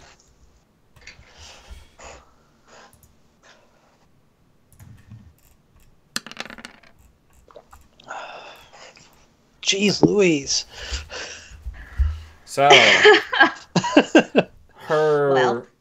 Me and my big mouth. Yeah. her voice has this melodic quality that you've never heard before, but you've chased your whole life this wave of emotion that follows her every word, and you find yourself attracted to her, not in any kind of necessarily carnal way, but just her words are so impactful on you that you're Drawn to her presence. You're drawn to her presence in a way that you... Ensorcelled. Yes. So I am going to say that you are temporarily stunned. So you're just basically under her spell, waiting... Being Go ahead. probably the one member of the party who actually has a move that allows me to shake other people free of enchantments. That's just a... Oh, I'm gonna let you roll it when it's your turn again. But as it stands right now, the quality of her voice and the way she's basically like sing-song talking to you, it's just got you completely enraptured, and you just start slowly taking halting steps towards her as she holds out her one hand to you, and she's just holding a dagger in the other hand. We're gonna come back to you. Who would like to go next? See, when you're not playing D&D, you can do all sorts of interesting things because the rules aren't prescriptive of exactly what's possible. Because the vampire just says, charm someone. Use the move charm someone in an appropriate way. So, who wants to go next? Can I see what Simon's doing, what Corwin's doing? Do I have any clue what's going on over there, or no? Yeah, if you say that you're scanning the room to see who needs the most help and then respond accordingly, then you do it. You tell me what you're doing, and then I'll tell you when it's something that's contested where you have to roll. All right, well, then I think I will do that and kind of see Corwin's stumbling steps, and I think I need to flip a dagger at She-Lion over there. Okay. Would you say that she's not aware of you, she's not focused on you, so I don't think this is a hack and slash roll. I think this is a protection roll. Okay. So you're going to do the move protect or defend. I forget exactly what it's called. Is that a basic move or something? I'm not even seeing that on my sheet. It's a basic move. It's a move that everybody has. You're going to defend. So you're going to redirect an attack, have an attack's effect, open up an attacker to an ally, or deal damage to the attacker equal to your level. Or would you rather just try to hit her for a ton of damage? I'm just trying to hit her for a ton of damage. Okay. Because I would let you do the defend if you wanted to like try to snap him out of it. But you just want to try to do as much damage to her as you can. Well, I'm hoping that if I do enough damage to her, she'll drop whatever she's doing and maybe shift her attention a little bit. Okay. So roll your weapon. All right. So it would be a dexterity roll for you? Yep.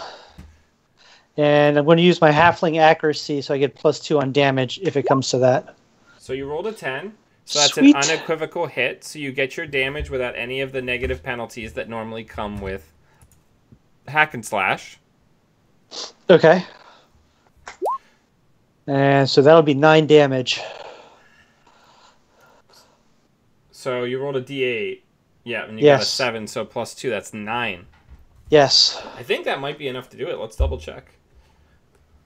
Let's hope so. last thing we need is our bard to become a vampire. Aw. Vampire No, elf. okay. So you just have like throwing daggers? So yeah, so I pulled throwing daggers out after I threw the glass at the guy. So yeah, I have throwing daggers. So I chuck one at her. You know, I'm not aiming for basically center mass, and yeah, just throwing daggers.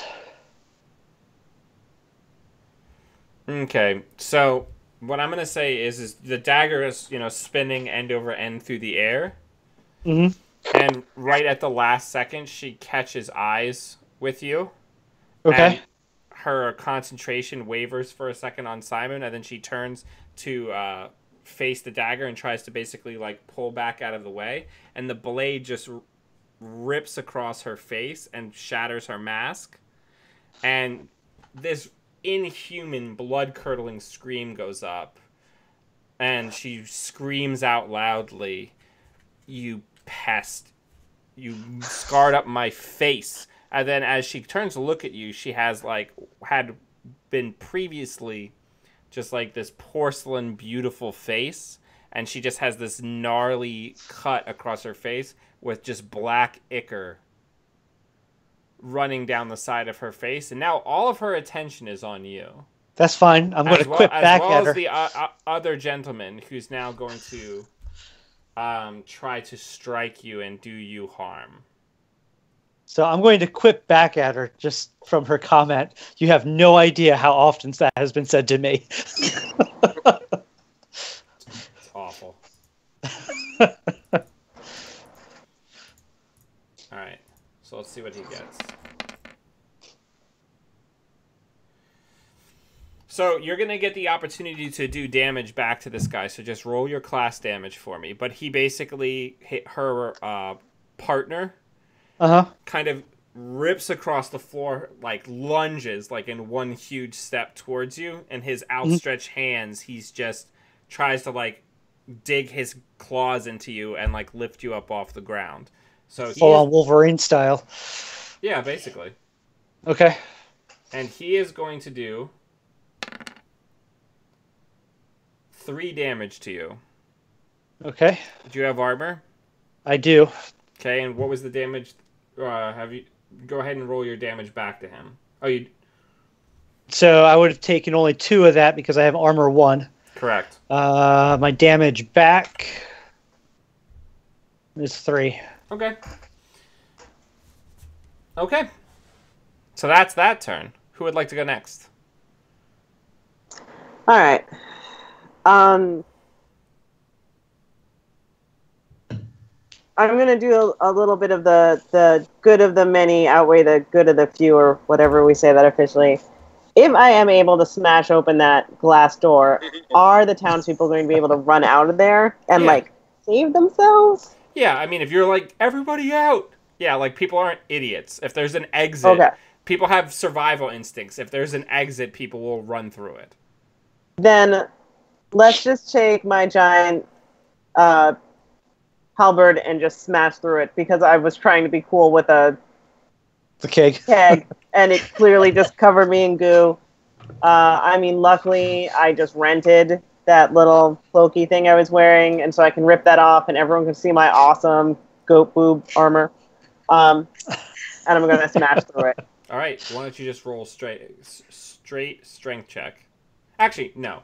This is not something you need to roll for. You're going against an inanimate object. I only did the strength check because you picked up the huge keg. If you take your weapon that you're trained with and you basically just, like, take the butt of it to just, like, slam the center of the huge crack you made, you're just going to cause, like, a ton of the panels to just, like, shatter, and you're able to basically, like, get the door off the hinges, like the little glass doors off the hinges, and create a very rough but serviceable exit for people to start running out. And you're just going to yell out for everybody to get the hell out? Yeah. All right. And then I'm going to square up and start getting ready to help these knuckleheads. So what I'm going to say is there's a huge press of humanity that comes in as the nobles that haven't been injured and some of them that are just start trying to push their way away from the night gaunts and get towards you. So it's going to be difficult for you to get to where the actual fighting is happening because you have people actively going the other direction.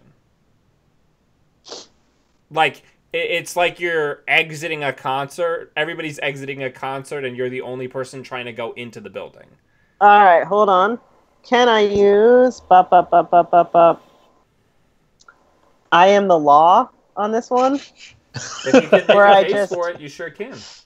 I shout at the NPCs, everybody move, and just let me get in a straight parting of the Red Seas to get to these guys. So you boom out your voice, and people start just like moving out of the way. So you're going to start moving towards the actual fray? Yeah. The person closest to you is actually the sheriff, who is looking very tired. He doesn't look like a serious wound, but he has a couple of cuts on his arms where he's clearly starting to get winded and very tired. He's like a middle-aged man fighting with some undead by himself, so he's not looking great. He's probably going to be your first person that you're going to want to work towards. And then with that, let's move over to what Umbriel is doing in the second round here. Well, first of all, I'm going to get my arrow back out of that guy's head because I need that. Pull like a Legolas, like yank that out, restring it. And now, of course, there's people kind of rushing past, and I don't want to accidentally shoot any of them. So since I had grabbed that bow off of the wall, I assume I'm pretty close to the wall. I'm going to try to edge up a little closer to where Mr. Big Name Toothy Man is, up on his balcony. Okay. So as you move, you're able to basically run past and rip the arrow out of the skull and you're basically going to put it back on the string and start like bounding towards the stairs?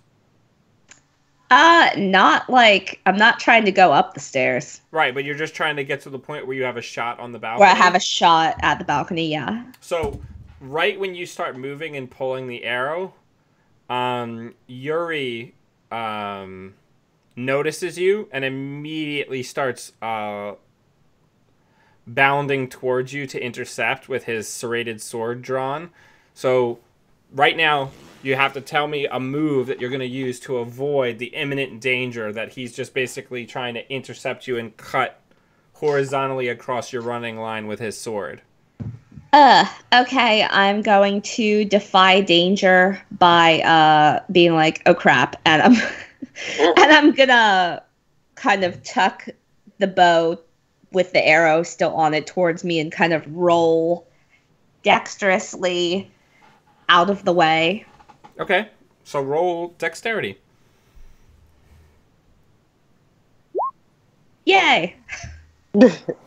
So the sword whistles over your head as you go down for a roll and go past him. And then you come up and you make the shot. The master of the house is not paying attention to you at all. So this is not a hack and slash. So do me a favor and just roll your called shot. Okay.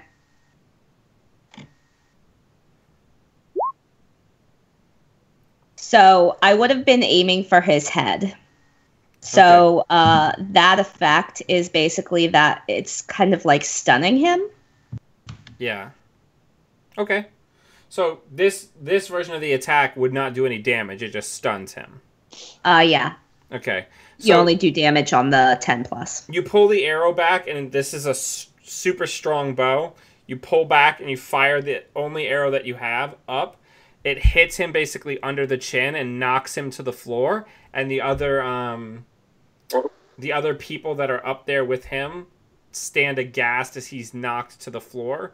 And you have there's maybe 3 or 4 more vampire up there, and they all kind of lock eyes on you down at the base of the stairwell. And we'll come back to you. I'm in trouble now. All right. So this isn't the best situation in the world to be in. So one of the biggest things that to keep in mind, just in the back of your head, is that escape is probably a good thing. Also, you have no idea what's going on in the town right now. Just as an aside. Also, I'm going to say that as a ranger, Umbriel, you have put it together that these people may be vampires. Okay. They could be, I suppose, yeah. Yeah. All right, so we're on to the next round of combat. Let's go with Oh, wait, who went first last time? Corwin. Yep. I called him out, and so you shake it off. No, after she was disrupted by Plainbow's dagger, dagger. You shake out of her control, and you have like that kind of like jittery feeling in your limbs, like when you have like a ton of adrenaline from like being like really excited by somebody. Like if you go to like a concert, or you're around somebody that you have like strong feelings for, and you get that kind of like jittery post adrenaline. Do you know what I'm talking about? Yeah. So you feel like that. What do you do now? And you just kind of see her hideously scarred, like black ooze pouring down her face from the dagger that went across her face from Davlin, and the other gentleman is now engaged with Davlin directly and has his hands on him and is basically trying to like wrestle him to the ground and kill him. It's good that I'm already short. You're easy to throw around because you only weigh like 80 pounds. If Yeah, that. that's true. If you're a halfling, you're what? At best, 4 feet? Yeah, but I'm stocky. That's Bullet fine. can grab you and we'll just run. Yeah, throw him sack of potato style. Sack of onion Throw him style. through the window. Did Davlin's dagger, by any chance, come to rest within reach? You could get to it if you wanted to. You'd have to defy danger, but you could do it. I'm going to try to grab the dagger and come back to repay the favor on Davlin's current attacker. Okay. So basically, you're going to try to get to the dagger without the other vampire catching you, and then try to jump on the back of the one that's attacking Davlin, correct? Yeah. Okay. Roll a defy danger for me. Okay. Do this one thing at a time. We'll try... That's just a... Dexterity in this case. That's not going to be easy, but let's go for it. Rip. Oh. All right. So this happens sometimes. So you go to like sprint, and do like the movie thing where two people like sprint and jump for a gun. And you go to like jump and slide and get the dagger, and you just come to a stop a couple inches before it. And a shadow passes over you as the lady vampire is just standing over you and just kind of picks you up by the collar. So I don't even achieve where I was trying to get to. I failed to defy danger, but I didn't even get to the destination. Correct. So the way defy danger works is you're avoiding what would normally happen in the situation, which is that she would jump on you very quickly before you reach the dagger because she's much faster than you, right? Okay. So you were rolling to see if you could do something where like you juked her, or like she didn't notice you going for the dagger right away and you were able to get to it before she got to you. So because you failed on that, you did not avoid the initial danger. She's not going to... Go ahead. Sorry, I thought it was sort of like I could get there, but I was going to take some danger or even some harm in the process. We could play it that way if that makes a better story. We can just do it that way. So tell me what happens.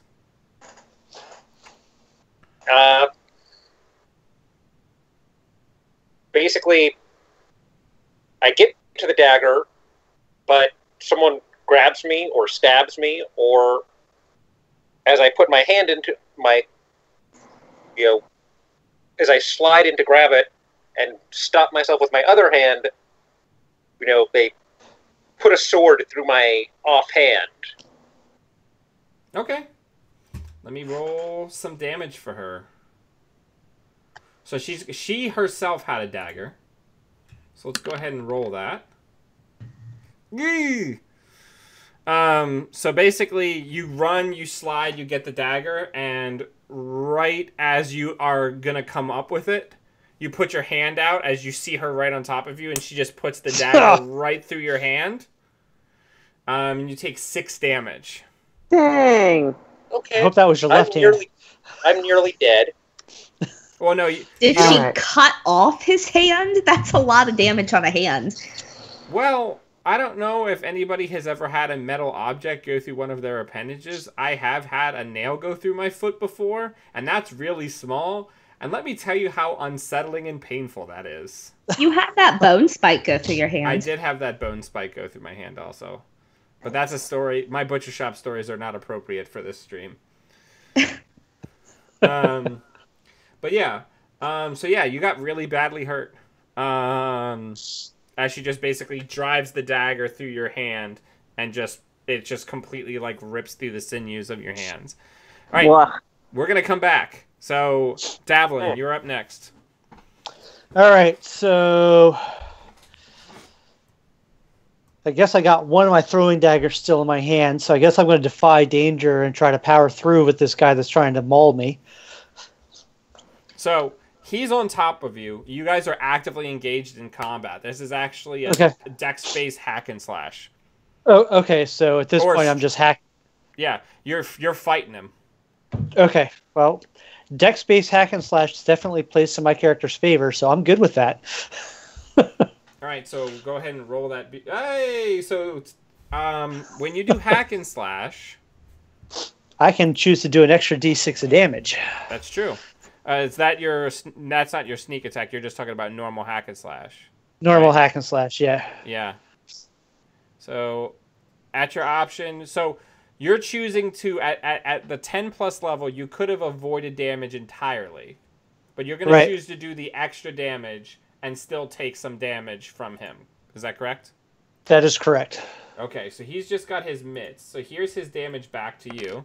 And then once you go ahead and roll 2d6, because I believe your class damage die is a d6, right? No, it is a d8. So roll a d8 and a d6. Okay, so let's do... all right, so we'll roll damage there. That is a lovely 1. Rip. That's fantastic. And my roll Rip. d6 is a 1, too. Jesus Christ. So after your armor, he does 1 damage back to you as you basically, as he's trying to like pick you up off the ground, you're just like jamming the dagger into him. But he doesn't have a lot of vital parts, like flesh wounds are kind of irrelevant for him, so you don't do that much actual damage.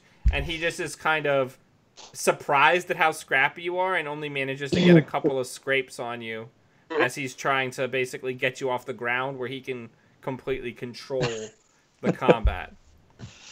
All right. Well, that went horribly, but okay. So I'm good. I think you're both equally placed. Umbriel or Bola, who would like to go next?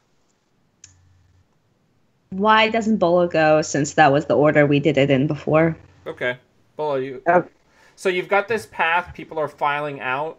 There are some people that you may have to check on depending on what happened, because there are some people who are either motionless on the ground or in a lot of pain on the ground. Alright, so I've got a bunch of no-names on the ground that desperately need help. I got Jim Hopper over there, who's all, like, busted up. Sheriff Desmond Gray. I got a sheriff name. That was close enough on this Yeah, one. I was thinking that too. You said Dad Bod, and that's all I can picture. Oh, jeez. So I've got Corwin, who's now a righty, and Davlin, who's got some scrapes. Yeah, well, he's also like wrestling like a tall vampire dude who's trying to pick him up and eat him. Oh my god, you guys, you don't make this easy for me. All right, so Call forth the goats. so the problem is I've got to. I'll tie the two. I will give my savings to your church if you get me out of this. If you and the goat get me out of this. She goat, not just goat. All right, so I've got to book it to Busted Hand over there because I need to physically touch him to heal him. Okay. Are we? Is that? Oh, I guess this isn't. There's nobody between you and him. I'm gonna say that Desmond has struck down 2 of the night gaunts. He's not looking like he's gonna last much longer. Like he's got some proficiency with a sword, like I said, but he's just tired as shit. Like he is not built for this. What's it called? All right. A female goat is called a doe. Really? Yes. Or a nanny. This is so dumb. All right. Well, I'm booking it to Corwin. I'm going to turn to the sheriff and say, "Your job here is done for the night. Go and protect those people outside. Get yourself some rest. We'll take care of this." And then I'm going to get over to the Corwin and I'm going to put my hand on him. And I'm going to pray for their well-being while I roll a charisma. So the lay on hands is the charisma for healing Corwin. Oh, so I'm going to see here. Can you just go ahead and link the lay on hands by clicking on it on your sheet? That's what I'm going to try and do. This is a new fancy system. Trust me, this is vastly superior to people shuffling papers while we're playing online. While Yeah, this sitting is at the actually computers. really nice. Yeah. I like it. No, this is nice. I've just never Skyped before or done any of this. And I'm like, guys, where's my... That's my gear. Sorry. There's Lay on probably- hand. Bam. I found it. There it is. They're like, welcome to our game. Watch us old people not know how to use technology.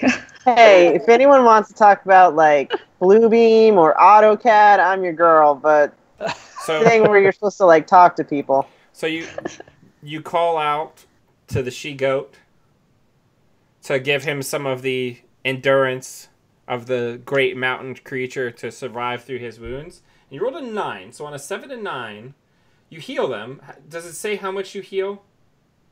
They're healed, but the damage or disease is transferred to you. Motherfucker.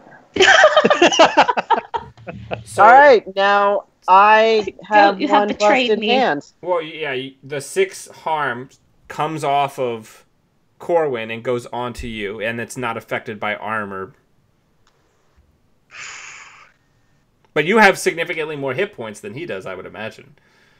I have 7 do. hit points. How I many? have 11. Yeah, that's significantly more. That's almost... How do I have more hit points than the paladin? Wait, you only have 11 hit points? Wait, did I forget to add something up? I might have forgotten to add up armor. Hold on. No. As- What's It wouldn't your affect- Constitution score? My Constitution score is 13, so your, it's a your, 1. Your hit points is your Constitution score plus whatever your Plus. class Oh. hit points is. Wait, it's not the bonus? No, it's not the No. modifier. Yeah, I was going to say, you got to have more than that. Okay, I was taking it as the bonus as well, so I definitely was not as badly hurt as I thought. See, Dan, Yeah, I 'cause- double checked for a reason. Yep. Yeah, because I have 21 hit points. Oh, then I have 23 hit points. Yeah. That makes more sense. You're way more jacked than you thought. Sweet. Okay, then I'm fine. I mean, so would this, however, mean that I now have a giant hole in my hand? Well, Yes. that depends how you want to quantify the way your power works, right? Is it something where, like, you want it to thematically be like the wound opens up on your body? Or do you want it to be like where you suddenly like feel weak and pale because like you've experienced a proportional amount of blood loss just vanished in a second out of your body, equivalent to the amount of blood that he's lost? Because the holy Shatsin works in mysterious ways, I'm going to accept the latter and just sort of experience a massive amount of blood loss, but not lose the use of my hand because I do have a two-handed weapon. Okay, that's fine. Yeah. So you basically, you lose hit points as your body basically ripples with just suddenly taking the damage. Can I, as I sort of endure that, can I just turn to him and say, oh my god, also please never sing Purple Rain again. That was awful. Yeah. Oh, man, it's so good. Okay, so that's Bulla. Fair ask. So, Bree, what are you doing? Well, I got a bow and no arrows, and I got several vampires looking at me. Yeah, oh, I'm sorry, really quickly. Somebody in the chat actually brings up an important point. In the book, if it says plus Constitution and it actually references the whole word, it means your score. If it's plus STR plus CON plus CHA and it's just the three letters capitalized, it means the mod. It means your modifier. Oh, ta-da, that That's makes like sense. Good to know. Yeah. Oh goodness. Learning.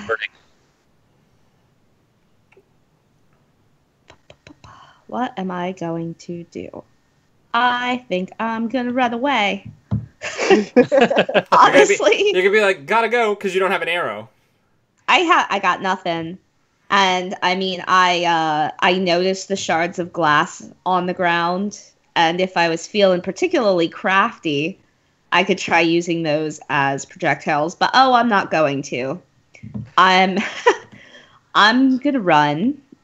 So I think that would be. You're gonna try to avoid danger. Yeah, are we counting that as a defy danger? Because this isn't necessarily an imminent threat. Oh, it's an imminent threat. They're gonna like try to sprint down the stairs and get you. So you're okay. That's more imminent than I thought it was. Yeah, you're gonna try to basically like action movie sprint your way away from them. Yeah, and I'll use the other people who are forming that crowd and leaving. I'll go in between them and kind of use them as shielding. Oh, I'm probably taller than them though. Like I'm thinking of myself as like a tall elf. So there's like all these humans and then I'm like a half a head above them with my pointy ears sticking out. You're not a Keebler elf? No, so hiding amongst them probably doesn't work too well. So do me a favor and roll a dexterity. Okay. And don't roll garbage. Oh. Hey! Yeah. So, I'm just like, you attack their lord, and they're pretty mad about it. And basically, they jump down off the balcony to try to surround you. You very nimbly duck under their reaching arms and start sprinting through the door, jumping nimbly over prone people and objects and tables, so you're able to get to the group leaving, and you're able to book it out. But you're now out of this combat for the time being, unless you say that you're coming back in.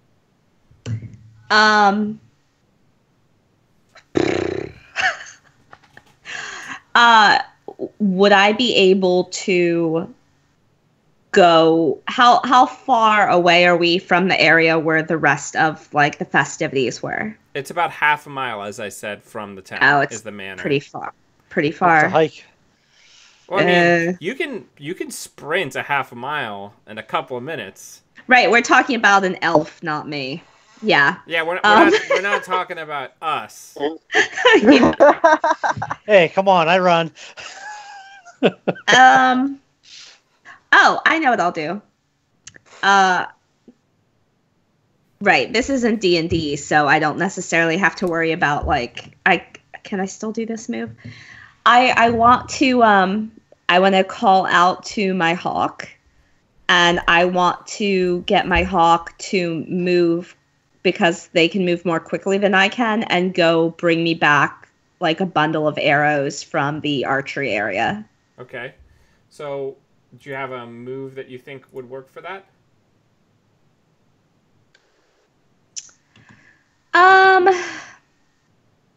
No, none of my my command stuff for my animal would work because it's not them. Oh, no, that wouldn't count. Because none of this stuff is them interacting directly with me trying to do a specific. Oops. Sorry. Oh, sorry. No, I did that. Oh. Okay. Why don't you just do me a favor and roll straight dex to see how quickly the hawk comes back with the arrows? Okay.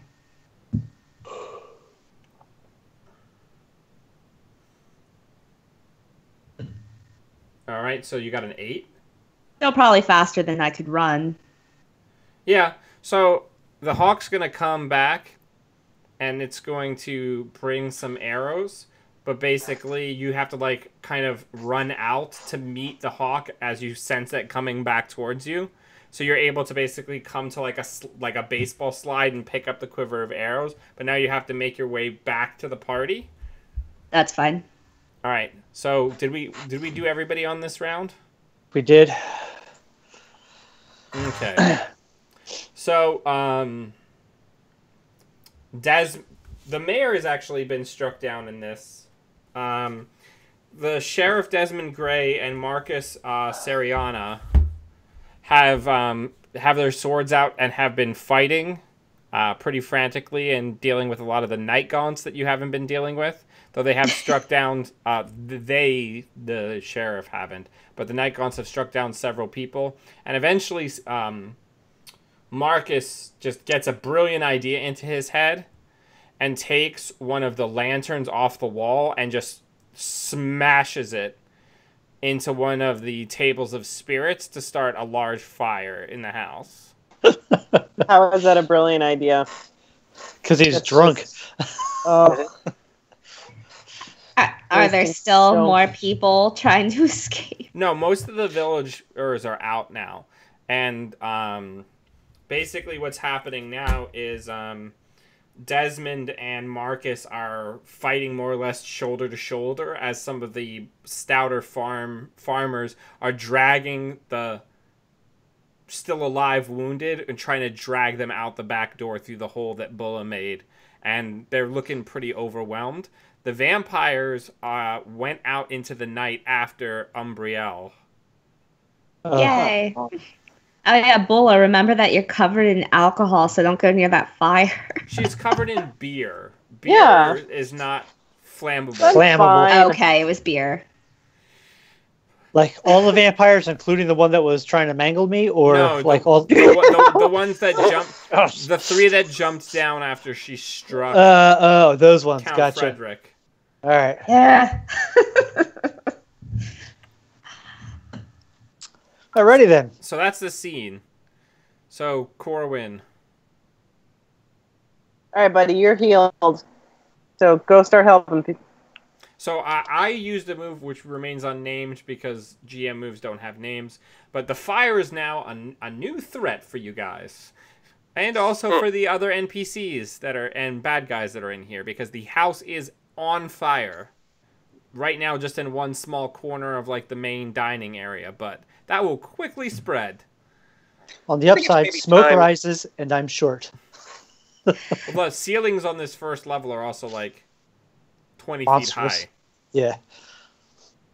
Okay, I'm going to say that it may be time to leave. Are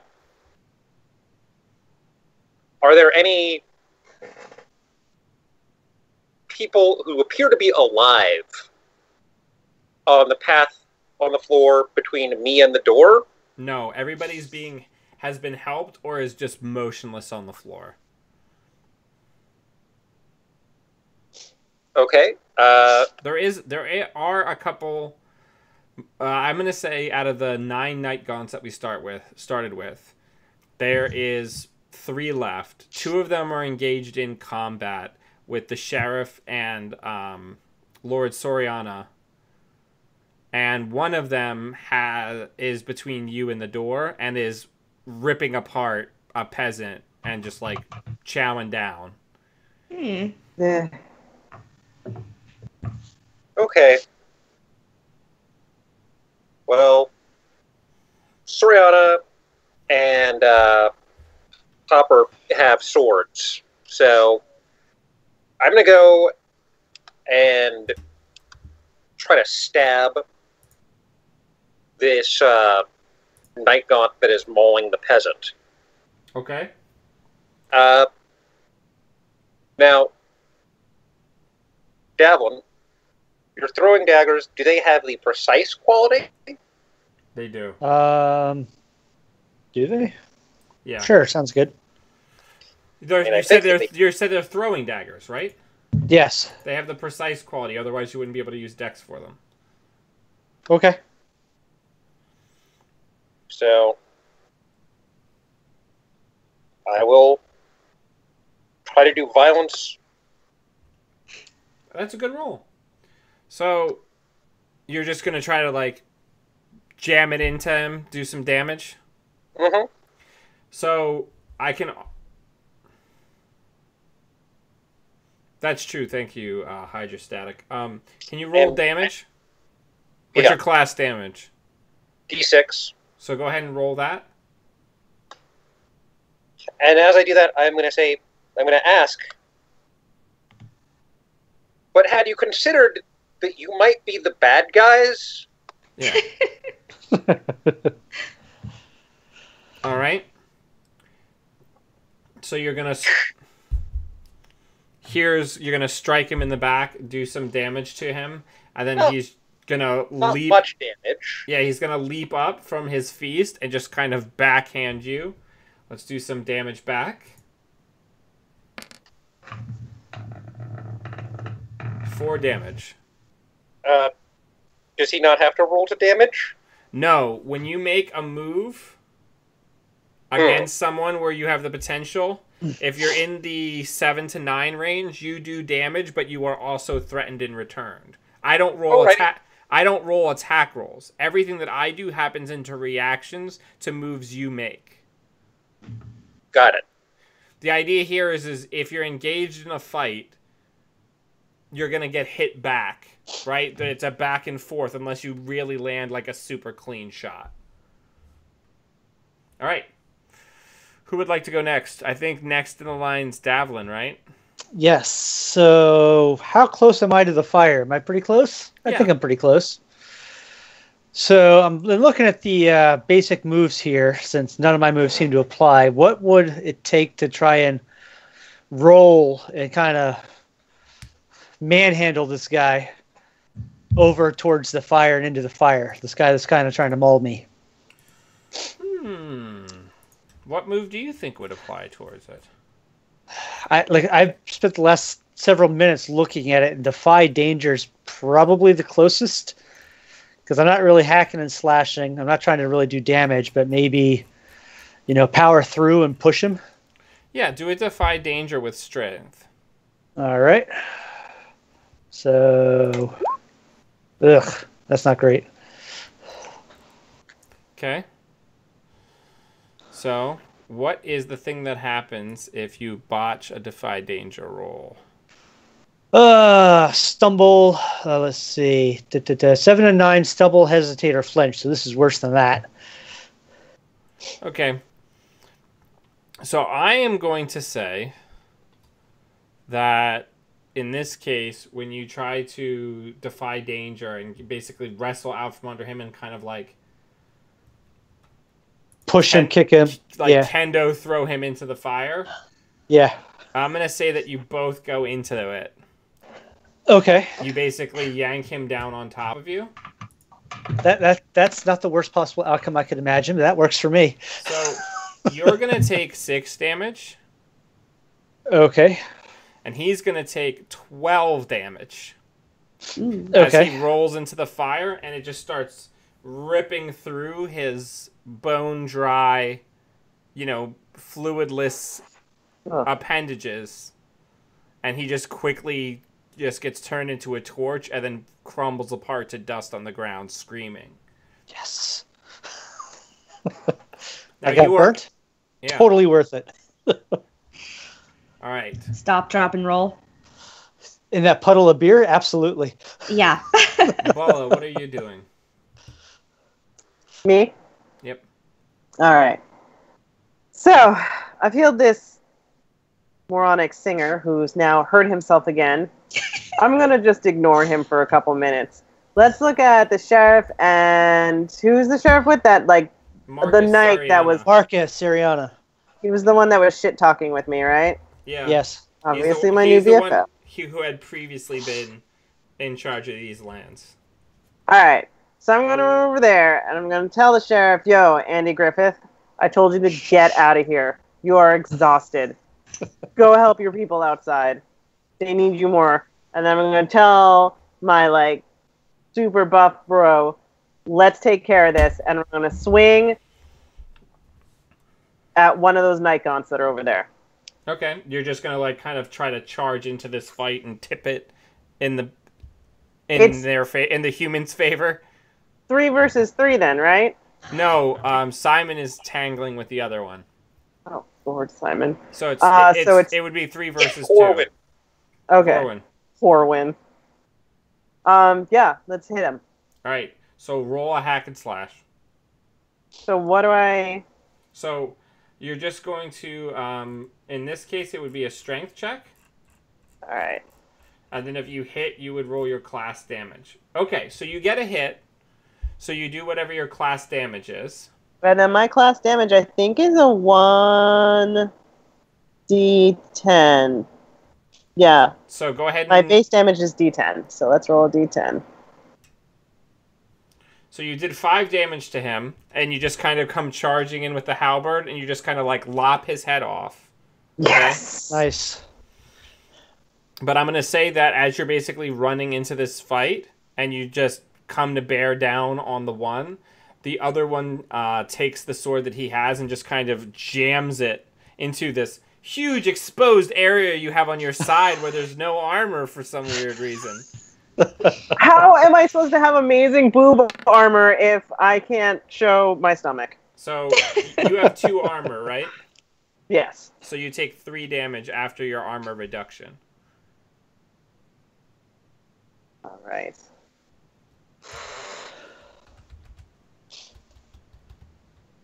Stupid night gaunts.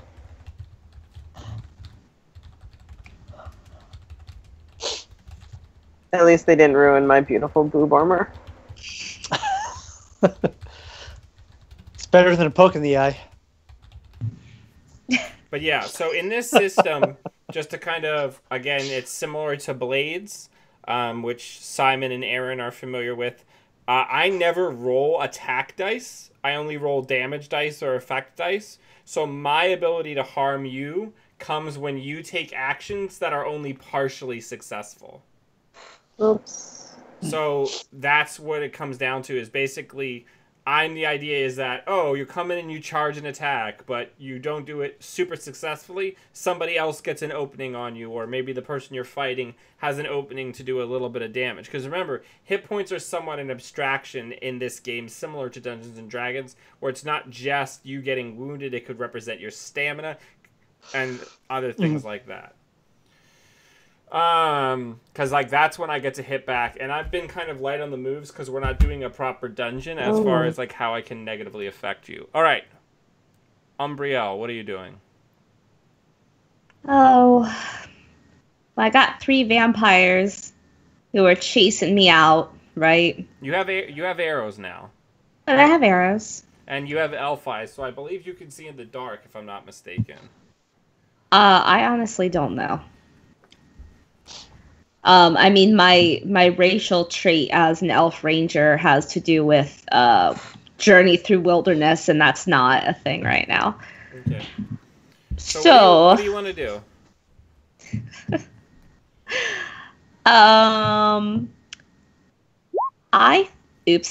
I just rolled. Well, that's what I was gonna do, and that's why I clicked on it. I want to shoot them shoot the one that's coming at me the closest, but I'm also going to use my hawk to aid in that attack.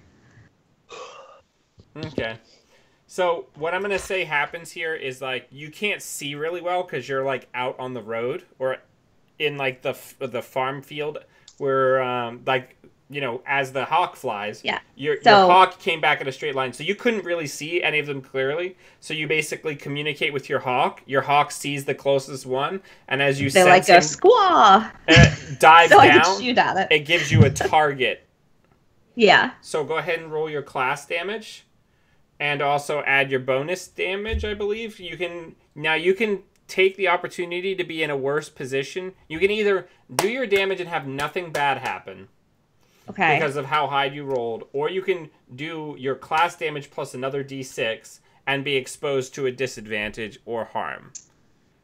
Well, so you're saying I can just roll my class damage plus the 2 that I'll get for my hawk's ferocity? Well, and not have anything bad happen? Correct. Okay, I'm just going to do that. So, it'll be this plus 2. Playing it safe. If I can get this to stop. What are you doing?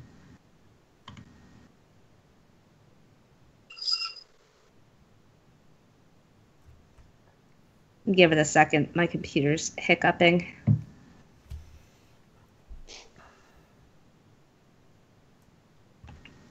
Don't crash on me now. No.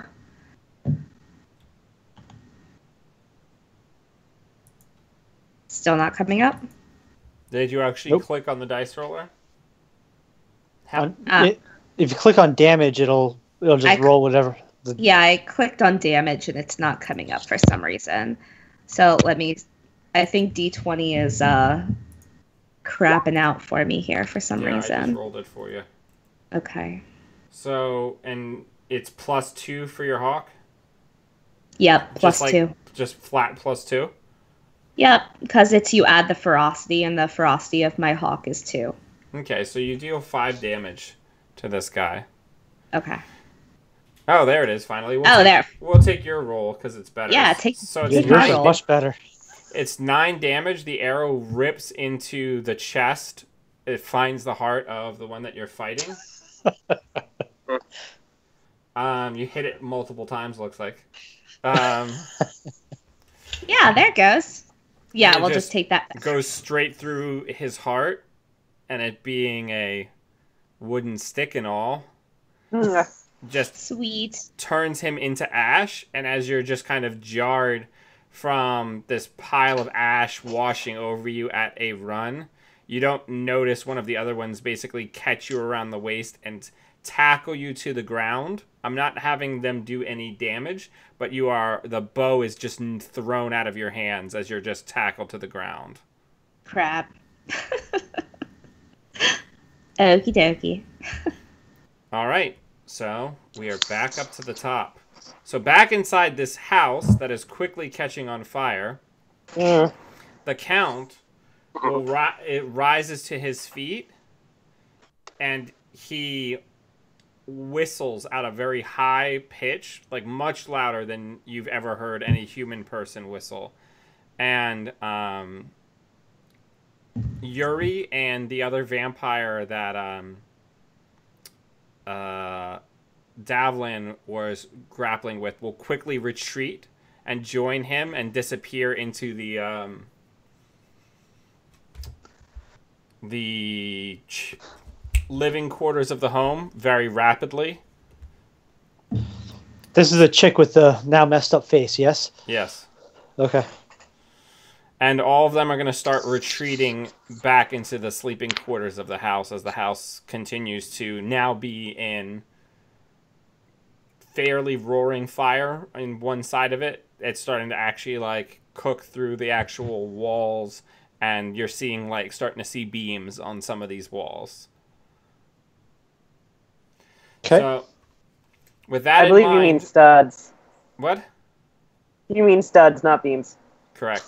Well, I mean, there would be the beams going across, but yeah. Yeah, but you wouldn't see those in the walls. You'd see that in the ceiling. Yes. Architecture. Yes. Look at them studs. Yeah. So, Simon or Corwin, what are you doing? The one that the Night Gaunt that you are fighting with is kind of down, like trying to get at you, but it's also backing away because behind you is the fire, and as the fire continues to spread, this thing is increasingly looking scared and skittish, like it's trying to look for a way out.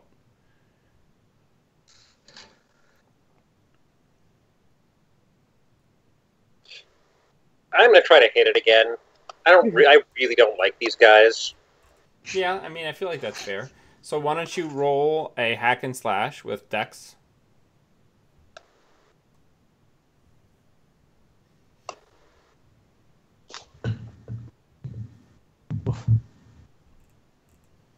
Don't forget that you can also sing without an instrument and use your bardic abilities to heal and do other things.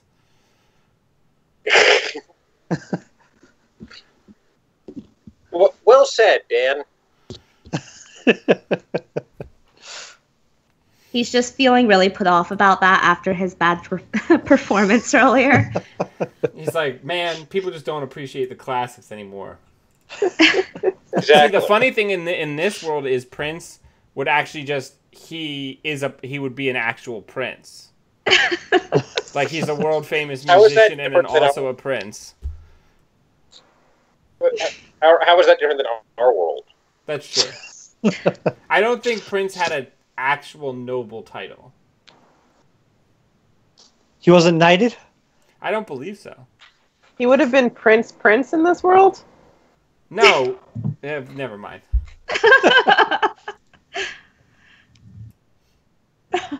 Until he loses his holdings in a rebellion, and then he's the artist formerly known as Prince.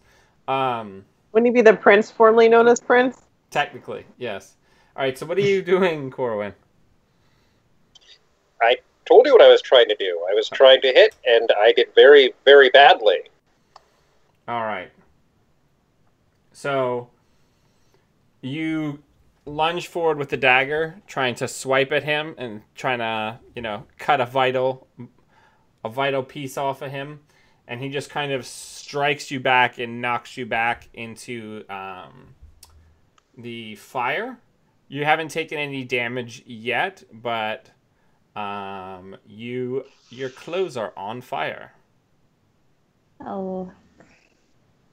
Okay. Do I have any other action this turn, or? So that's your move, and then I used a move to place you in an immediate threat. If you've got a quick response, we could just handle it right now, or if you want time to think about it, we could come back around to you. I mean, basically, I'm wearing a cloak, like an evening cloak over my gear. If I just doff my cloak, can I leave the burning parts of my clothing behind? Yeah, so go ahead and roll Defy Danger with Dex.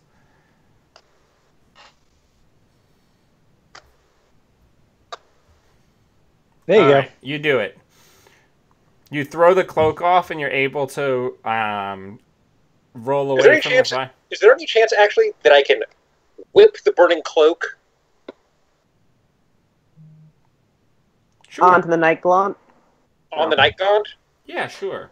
What I'm going to say is you basically pull it off and whip it around your arm and throw it at him. So I'm going to do 1d4 of damage to you as it burns your hand. But okay. Go ahead and roll your class damage on him.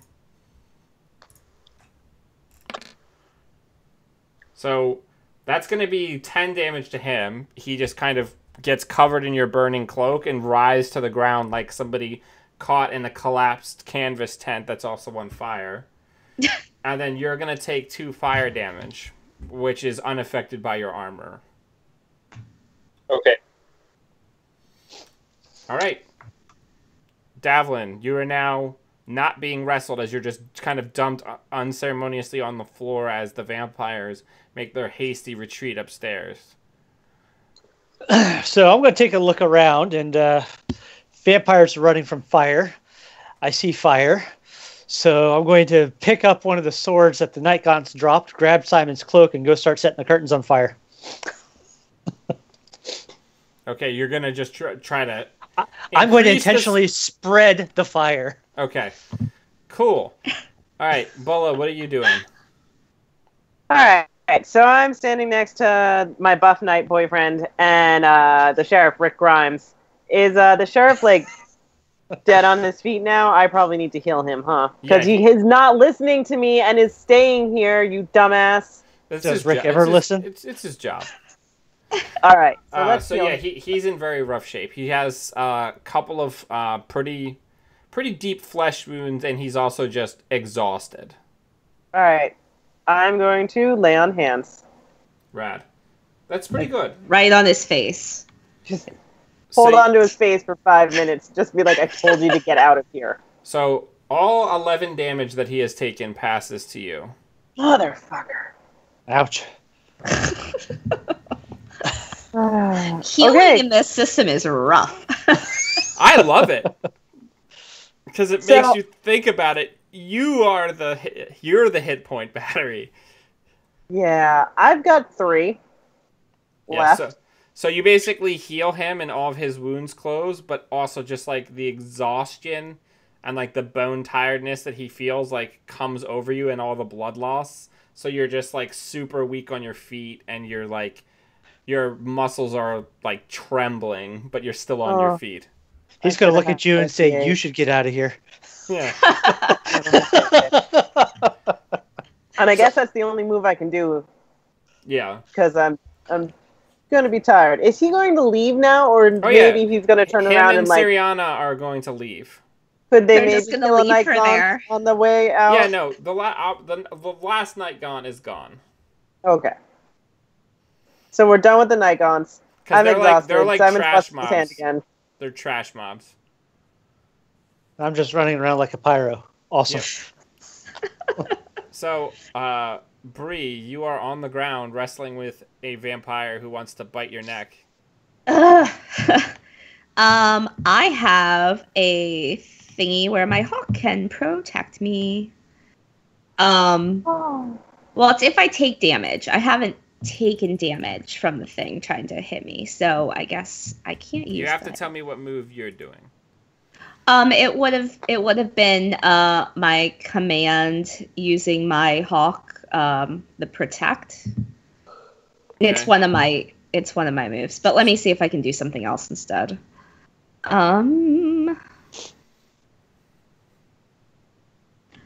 He protect and he attack. Yeah, he protect, and mostly he snack on mice. I think I'm just gonna have to defy danger. You're going to try to wrestle away? How are you going to do it? Are you Yeah. going to try to overpower him, or are you going to try to dex Oh him away? no. I'm gonna dex him away. I'm going to kind of wiggle in such a way that I am facing up towards them, and I'm going to kick and Right, try roll it. to kick them off of me and kind of leap backwards, all cool like. Yay! Nice. So you do it. You basically, let's say you go with the tackle, you roll onto your back, put your feet on their torso, and just Just kind like- of kick them off of you. So Yes. like you use their momentum to basically throw them forward. You stand up and you see now that there's just like a roaring conflagration in the house. You see the other two vampires are backlit, but they're just booking back towards the property and into the night. Mm. Okay. So Well, I'm certainly not chasing them. you have no immediate threats. Do you want to take a look around? Yeah. Are all of the people from the town getting away back towards the town, I guess? Yes, but it looks like several of the buildings in town are on fire. But this is where we're actually going to leave it for tonight. So the vampires have retreated into the night to parts unknown. The Count has revealed himself, and his master, the king of Stoneguard, obviously has some plan for this kingdom and these lands.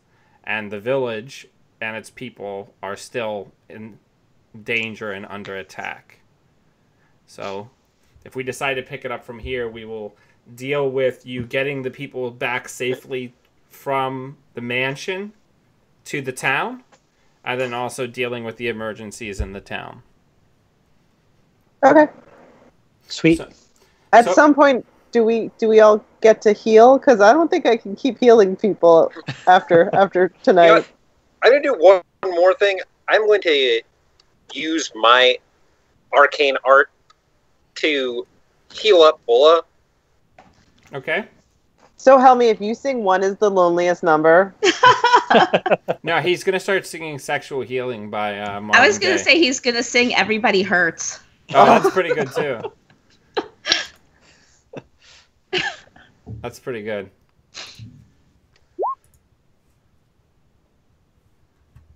All right. So, how does that affect your?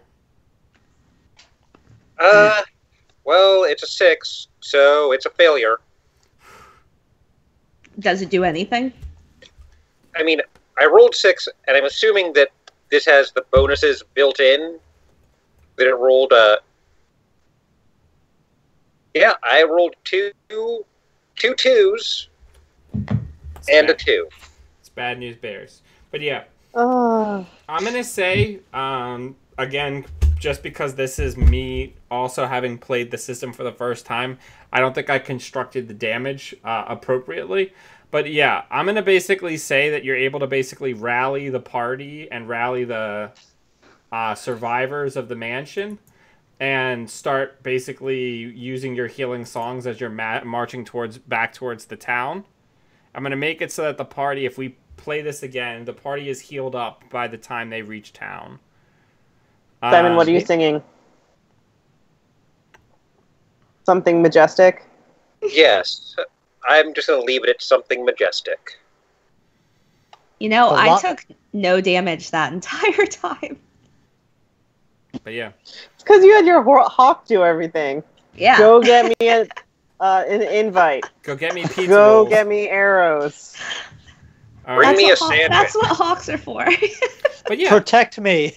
yeah. So what do we think? I like this system because it gives you much more narrative control over what your character actually does. I think It's the a- SRD is dramatically lacking in detail. Well, Yeah, well, I don't have that. but yeah, This is a lot easier than D&D, though. I mean, I don't have to sit there and say, okay, someone is 3 steps away, but I can only move 2, so getting rid of all that is great. Oh, I was gonna say it's not lacking in detail, at least not from where I'm looking at things. the whole idea of this is it's like They're blades. just literally, yeah. They're You props. do it all yourself. Like the basic moves, like when I went through the SRD, I didn't even see the basic moves, so I had no clue what any of that stuff was.